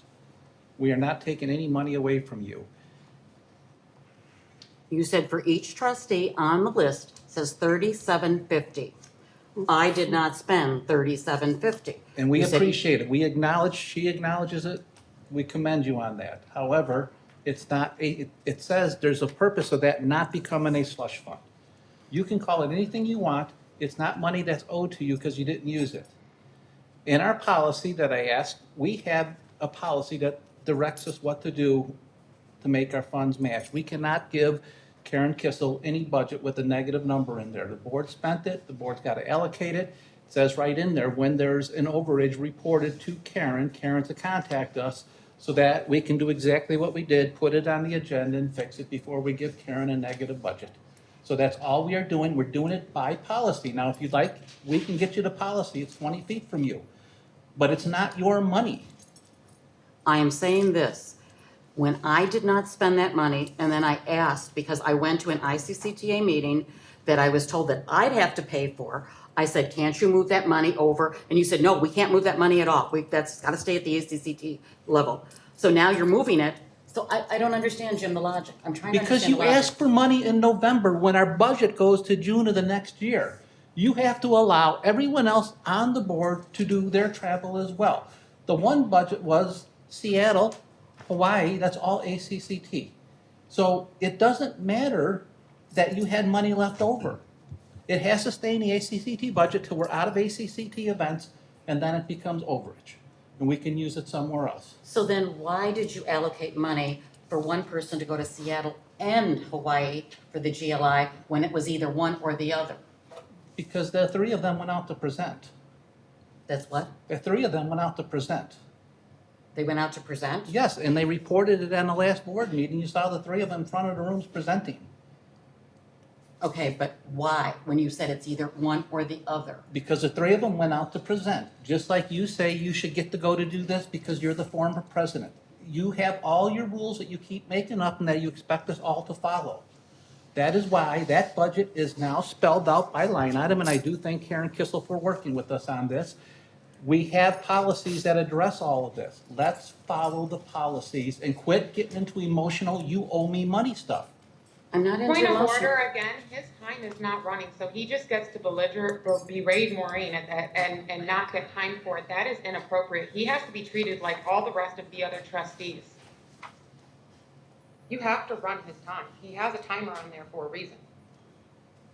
I think we should go then, Jim, to one line item, not divided into this group, and let everybody identify what they want to go to with board approval. Because I don't remember approving the Hawaii thing. I'll be honest with you. I didn't approve it. Why would we need your approval? Because you're supposed to have approval for anybody that goes anywhere. That's part of what all of the boards do. That's what you say. That's You are what not I our know. attorney. That, Jim, Well, that's what you I know. But that's, see, you come up with all the stuff. We don't know. All we know I is. would like to know that Maureen hasn't come up with any policies, any procedures. She's not on the policy committee. You haven't allowed her since you've been chair to be on any committees or have anything to do with anything. She doesn't make up the OMA. She doesn't make up the rules, Jim. She just follows them. And then you are the one who has changed and brought up policies that aren't up for review, specifically board policies to try to control Maureen, which I stated at an open board meeting about a year ago. So that we are literally making policies to try to control this poor woman and take away her fiduciary duty, even when you had me manipulated against her, Jim. We have policies that are in place for this board to operate on. They were not agreed to only by me. They were voted for by all of your peers. So to say it's just Jim, no. That policy I did not create. We have policies that address all of this, and we are going to continue to operate as a policy board. I'm sorry feelings are hurt. I'm sorry you didn't get to go to Hawaii. I'm sorry you think all I this. didn't want to go to Hawaii. But, well, then why keep bringing it up? I'm sorry you think all this money belongs to you to do No, whatever you I'm want with. looking at the cost. Jim, the cost. Why do you have to transfer $2,300? Why did we overspend this year? We went 45% over what last year's budget was. Previously, we only did about 10 to 12. Costs are Why higher, are we at inflation. 45% spending? And costs are higher, inflation. Can we please move on? Yes, let's vote on this. I would like to just note one more thing, that she is not just saying that this because of cost of inflation. Maureen is also saying this is because you are using this budget and this in order to prevent her from going to places that she would like to go and is entitled to as a trustee. You do not get to say who best represents this college. We are elected trustees and we all represent this college, and you are not the say-so of all. Jim. The policy does, Michelle. The policy determines it, not Jim. I'm still speaking, Jim. You don't get to interrupt me. I'm still speaking. Here you go again. We will see our day in court where all of you voting against us to take away our fiduciary duties and take us off committees and have the lawyer not update us. We'll see.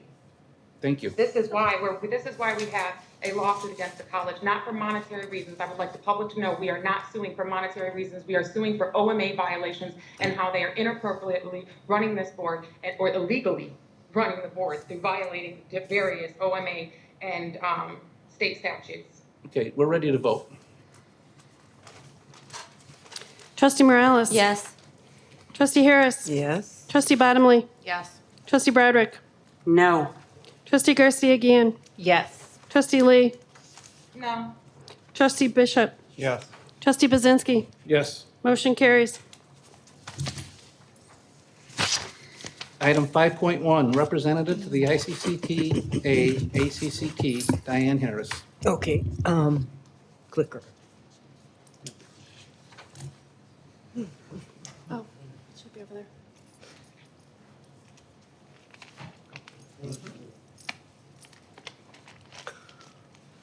Okay. Thank you very much, everyone. I'm going to try to move through this really quickly. The ICC Board of Representatives met. We talked about strategies for lobby days and the focus to legislators on supporting the CCV, the importance of the student trustees, that was discussed in depth. We had a reception and the speakers focused on goals and being prepared for the what ifs. We also congratulated Jim Reed, who signed a new contract with ICCTA as the executive director. He's been the executive director since 2016. And we also voted on a new slate of officers for the ICCTA. Um, I'll get back and give you their names. Okay. Okay, and then the legislative update with ICCT. The Illinois State Board of Election launches a statewide numeracy plan to boost math proficiency. That final plan is expected to be approved June 2026. And to the right, we're going to look at to the right here, the House Bill 2759, the Student Bill of Rights, which advocates for non-discrimination of any student. It is still in the House as of 3/21/25 and should be written in all of the college's bylaws and policies. And again, I do support the rights of the students, and no one should be discriminated against. House Bill 3717, of course, is the baccalaureate degree. That's, of course, it has been discussed already, but the pushback that we're getting is some of the legislators are kind of pushing back because they feel that the concept is the competition with the four-year university. So we have to stay on them so that they understand there is no competition, and each college would be developing their own plan of educating. But we need 100% supporters in the legislators, and everybody and anybody is welcome to call. They're encouraged to call and let them know your support. So both of those two bills were referred to the Rules House Committee as of March 21st, 2025. And all the bills as of on May 23rd will go into a third reading deadline. And the House and the Senate will adjourn May 31st. So we hope to see some positive energy with the House Bill 3717. So again, you're definitely welcome to give a call if you'd like. So the support for the baccalaureate, some key points were that the greater access to college education, it will not duplicate other programs, and it will meet student demands. And the students will be in the same district, and it's a benefit for the students. The rate of return, approximately 27% income increases graduation rates and increased earnings for, I have earrings on there, it's a typo. Increased earnings for African Americans, 88%, and for Latinx, 119%. So those are some of the talking points that we used when we talked to the legislators, and we did get definitely a lot of positive responses.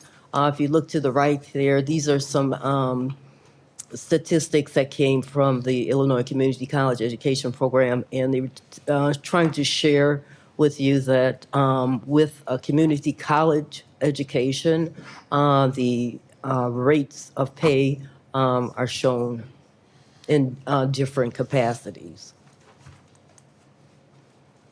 The lobby days, some of these photos are the same as what I believe Dr. Namuo had, and also Brenton, but we were able to meet with many of the legislators, and most of the legislators in 525 district are in support of. We do need to pull a little bit more support behind a couple of others, House District 86 and Senate District 43, which is not pictured up here, but we we need to get 100%. We do have their support, but we don't have 100%, and that's what we're going to need to move this project forward. And as far as the ICCTA awards update, this will be in Bloomington. I believe it's June 7th. We will be traveling there. The ICCT will be meeting. Congratulations to Joliet Junior College. We do have the congratulations for the ICCT Equity Award, Equity and Diversity Award. We're up for that, along with Illinois Central College and Oakton College. This is not the big ACCT. This is the local state award. So we hope to bring that award home. And then also, sorry, it's a little vague here, but Joliet Junior College also, along with Constellation Energy, who I believe it was mentioned earlier, they are our 2025 Business Industry Partnership Award. So we're hoping to announce the statewide winner there. And I've enjoyed being on the awards committee. There's so many great companies that support community colleges and great individuals. And Kelly isn't here right now, but I just want to thank her for making sure that we always have good candidates to take a look at and to go through their applications. And we have numerous applications. It takes a lot of time to review them all, but we appreciate that, and we're glad to be able to offer the awards and show our appreciation from the ICCTA. So, that picture chopped off. That was I just love that picture. I think that was Brenton's idea. We stood in front of the dome with our heads down and the camera in the middle of the floor, and it just really made a special moment to be in the Capitol and to advocate for the students. Okay, now, this is just a few bits and pieces for ACCT. ACCT. Now, this is the Association of Community College Trustees update. They called on the U.S. Congress to continue federal investments in community colleges, which is really big. The ACCT remains steadfast in support for the federal programs. The Pell Grants, they support federal student loan programs, they support federal work study, TRIO, Gear Up, and Seek Campus. Of course, those are some that are targeted, but they are steadfast in hoping that can move this forward.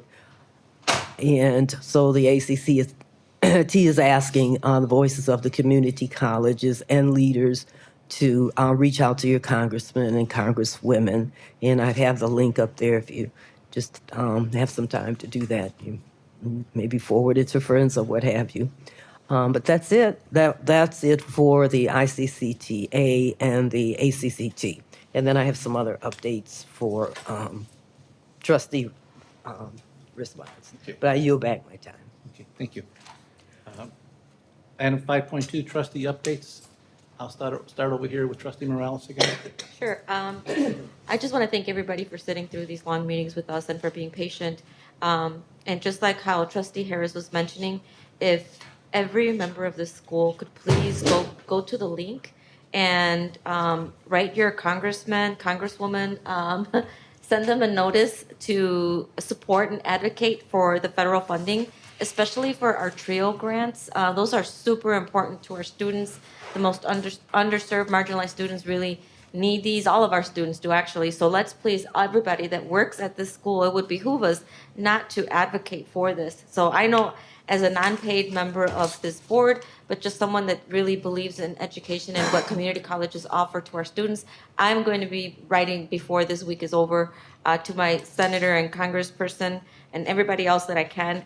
So I urge everybody to do the same. Thank you. Trustee Bellamy. Yeah, absolutely. So I have spent the last couple of weeks trying to think about what I was going to say for my first time with a trustee update.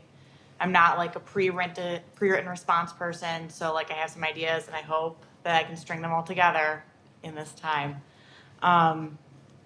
It's an honor to be here. Truly, it's an honor to sit up here with these fellow trustees, with Trustee Lee here virtually as well. It's an honor to serve with you all. I am greatly, greatly looking forward to the next 6 years, which is wild to think, 6 years. With that, I feel like I've been thrown a little bit into the deep end on numerous points, but my favorite part of the deep end has been graduation. I cannot think of a better introduction to this board, to this institution, than attending graduation. Seeing the amazing work that was done by staff to put together a successful event, seeing the joy of people graduating, it reminds us why we're here, what we're doing, and what we're doing matters. So, to our students, to our staff, to our community, I see you, I hear you. I know you're watching us because I was watching before I arrived here. I have expectations for myself, for the way I'm going to act up here. I have expectations for each of you, fellow trustees, how we all act, how we interact with each other, and how we speak to each other. If I'm not meeting your expectations, tell me. If you're not meeting my expectations, I will tell you. We have to hold each other accountable because the way we speak to each other matters. I also want to make sure that as we're moving forward, if we are not talking about what we want to accomplish right now, we will not accomplish anything. We can spend time, we can talk about the past. We have to move forward. I think this is a great time. We have updated members of the board. We have revoted our leadership. We're about to enter into a new fiscal year. It is time to focus on the future. And with my last 36 seconds, I'm just going to add how happy I am that the first proclamations I voted on were for LGBTQ Pride Month and for Juneteenth. So critical. Juneteenth, such an important component of our history. Pride Month, gay people, lesbians, bisexual, transgender, intersex, asexual, and allies have always been here. They always will be here. It's an honor to recognize that at this institution. Thank you. Garcia. Yes, thank you. I just wanted to highlight the importance of the work at the state level with our process as we continue to move forward with seeking and being able to provide a baccalaureate degree at community colleges. And we have a real opportunity, and I know that we're working collectively with our legislators, representatives and senators to make sure that that's a reality for our community. But it's going to be super exciting once we get to the finish line and JJC is able to provide that opportunity for different programs, and that's something that I'm really looking forward to. I will echo the sentiment that Trustee Bottomley mentioned regarding the graduation. We had over 760, I think exactly the number was 768? Okay, perfect. I'm like, somewhere around there.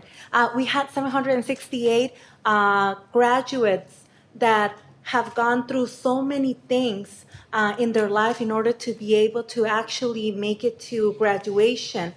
And that sentiment or that feeling of getting to the finish line and all the resilience that that took in order for them to graduate, be able to continue to collaborate with their peers in order to make it to that point is really powerful. And again, it highlights the importance of JJC, making sure that we're representing and we're connecting community members that might be underserved, that might be marginalized, that might be low income in order to connect them to much needed opportunities with scholarships, Pell Grants, state assistance, in order to make it a reality for them to be able to graduate and go to a four-year college if that's what they're looking for, or be able to get a certificate in order to further their career in whatever career they're looking for.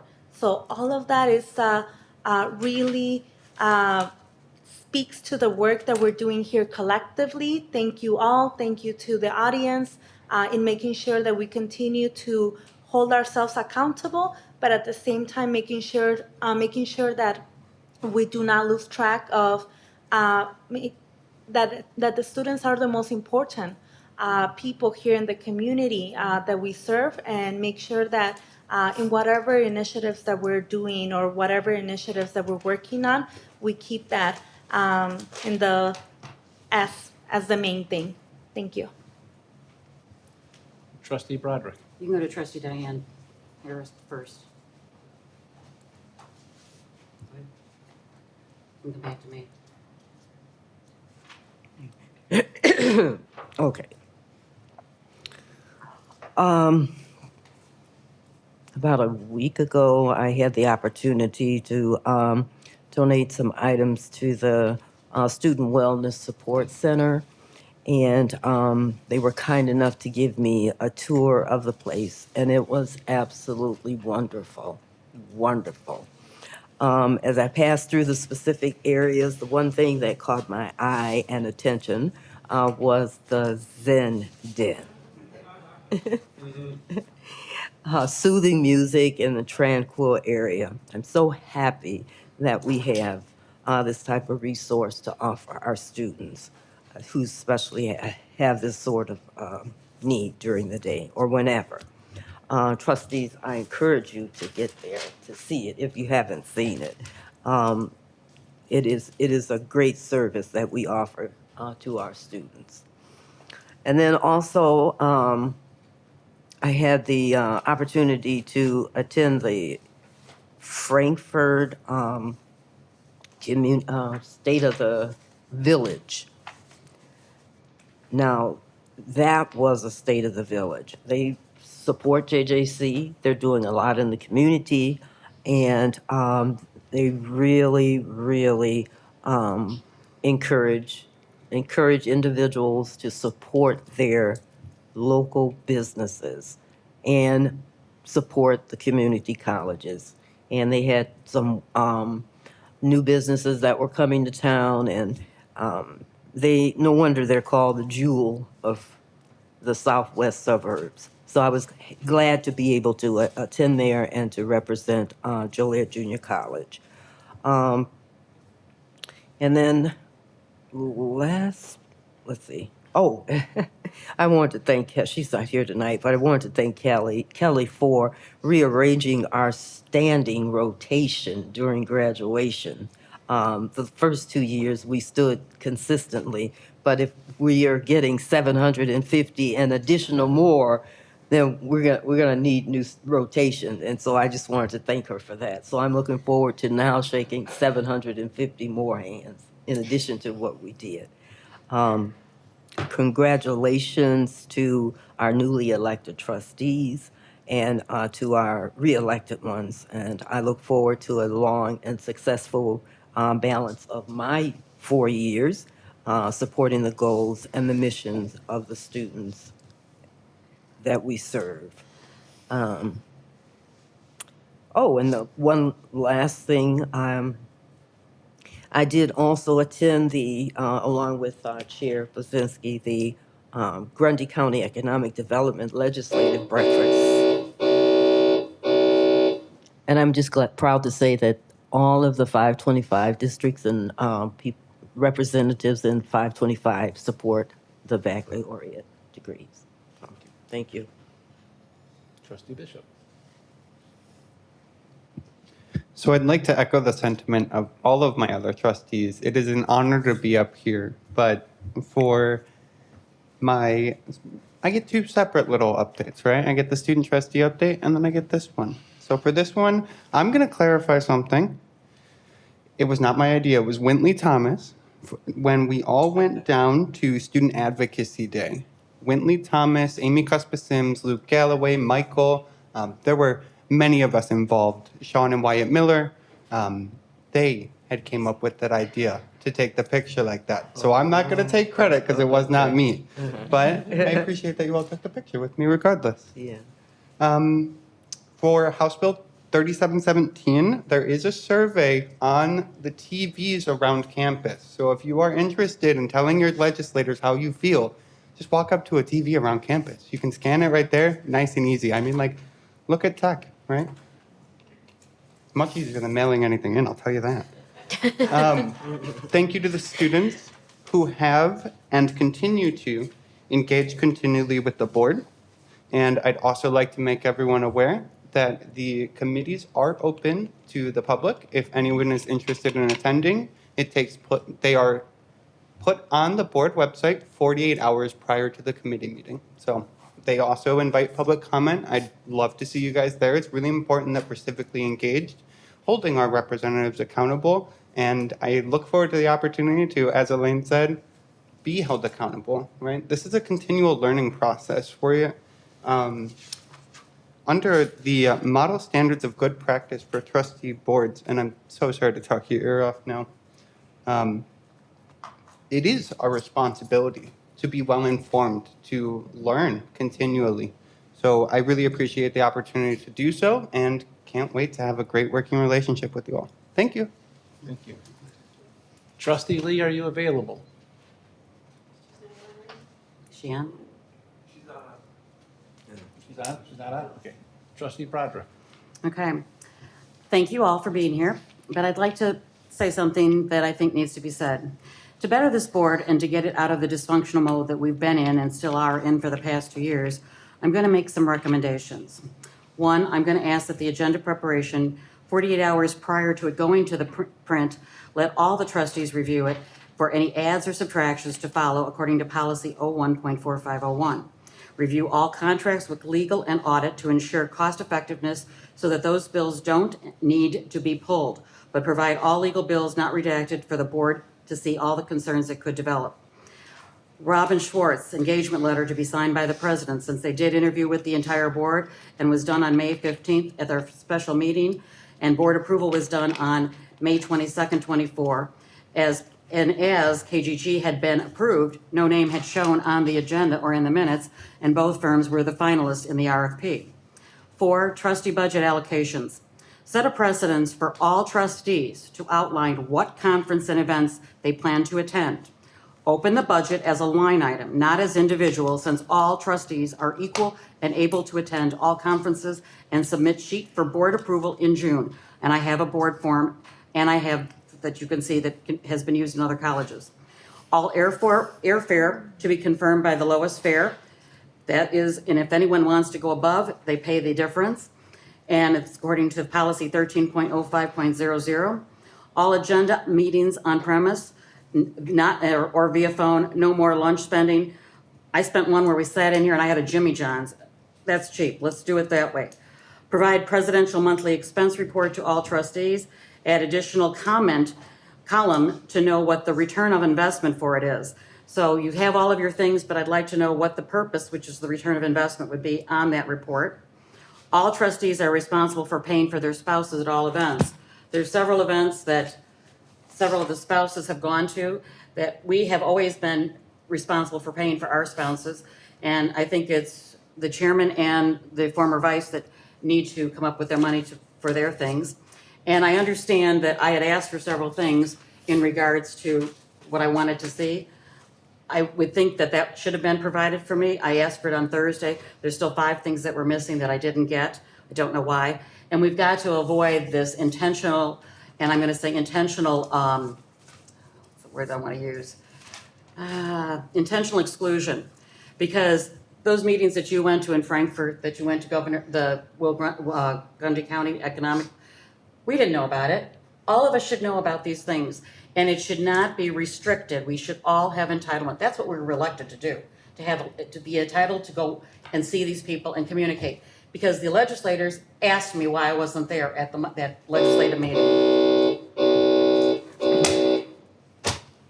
Chairman, word, please. Is that The word, please. Can I have a word real quick? with me or? Just, no. In my comments, please.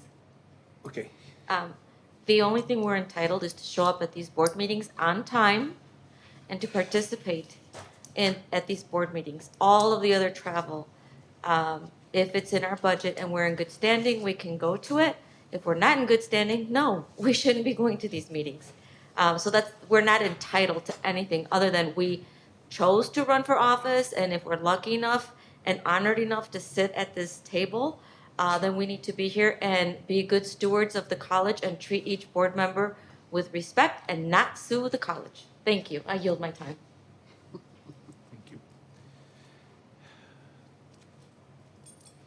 So this week was kind of incredible, watching the students come across the stage.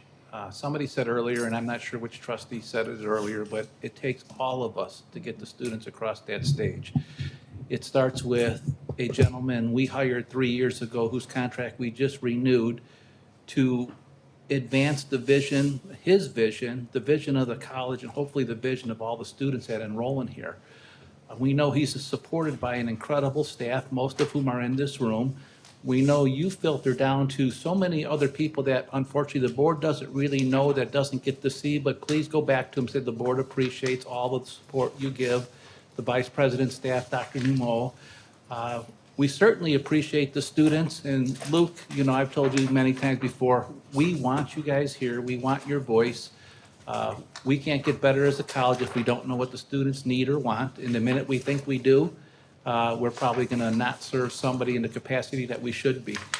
The students that come across the stage, they varied in the size of their smile. They varied in, we had one carry a newborn across the stage, which was incredible.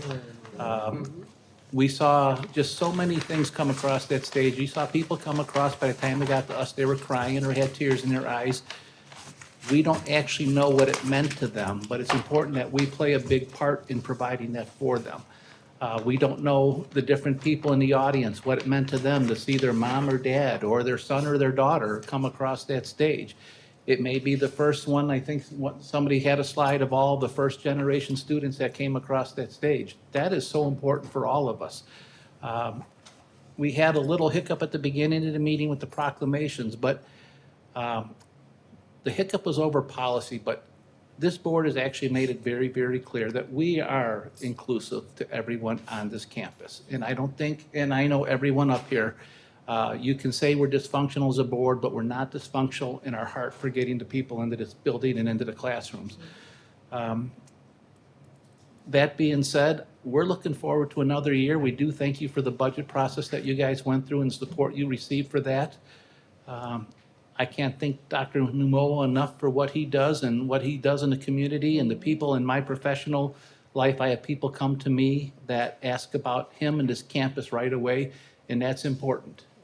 And I just hope that regardless of what happens around this little circle, that the rest of the campus continues to advance and do what we've been doing right for many, many years.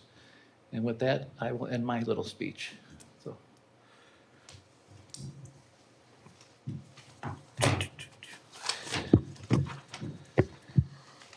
And then a good part. At this time, the chair is going to request a motion to enter into a closed session. So moved. Second. Can you please state the basis? 2C1? 2C1? 2C1. Under 2C1.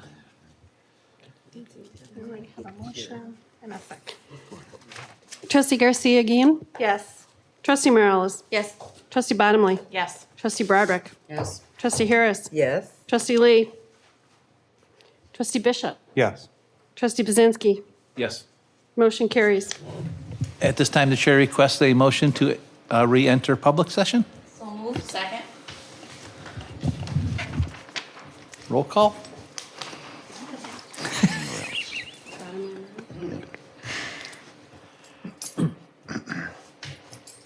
Trustee Bottomley? Here. Is that a yes or no? Yes. Yes, sorry. Trustee Morales? Yes. Trustee Broderick? Trustee Garcia again? Yes. Trustee Harris? Yes. Trustee Bishop? Trustee Pazinski? Yes. Motion carries. And at this time, the chair requests a motion to adjourn. Second. Here's Morales. All those in favor, say aye. Aye. Yes. All Yes. those opposed, say no. Yes. We're adjourned.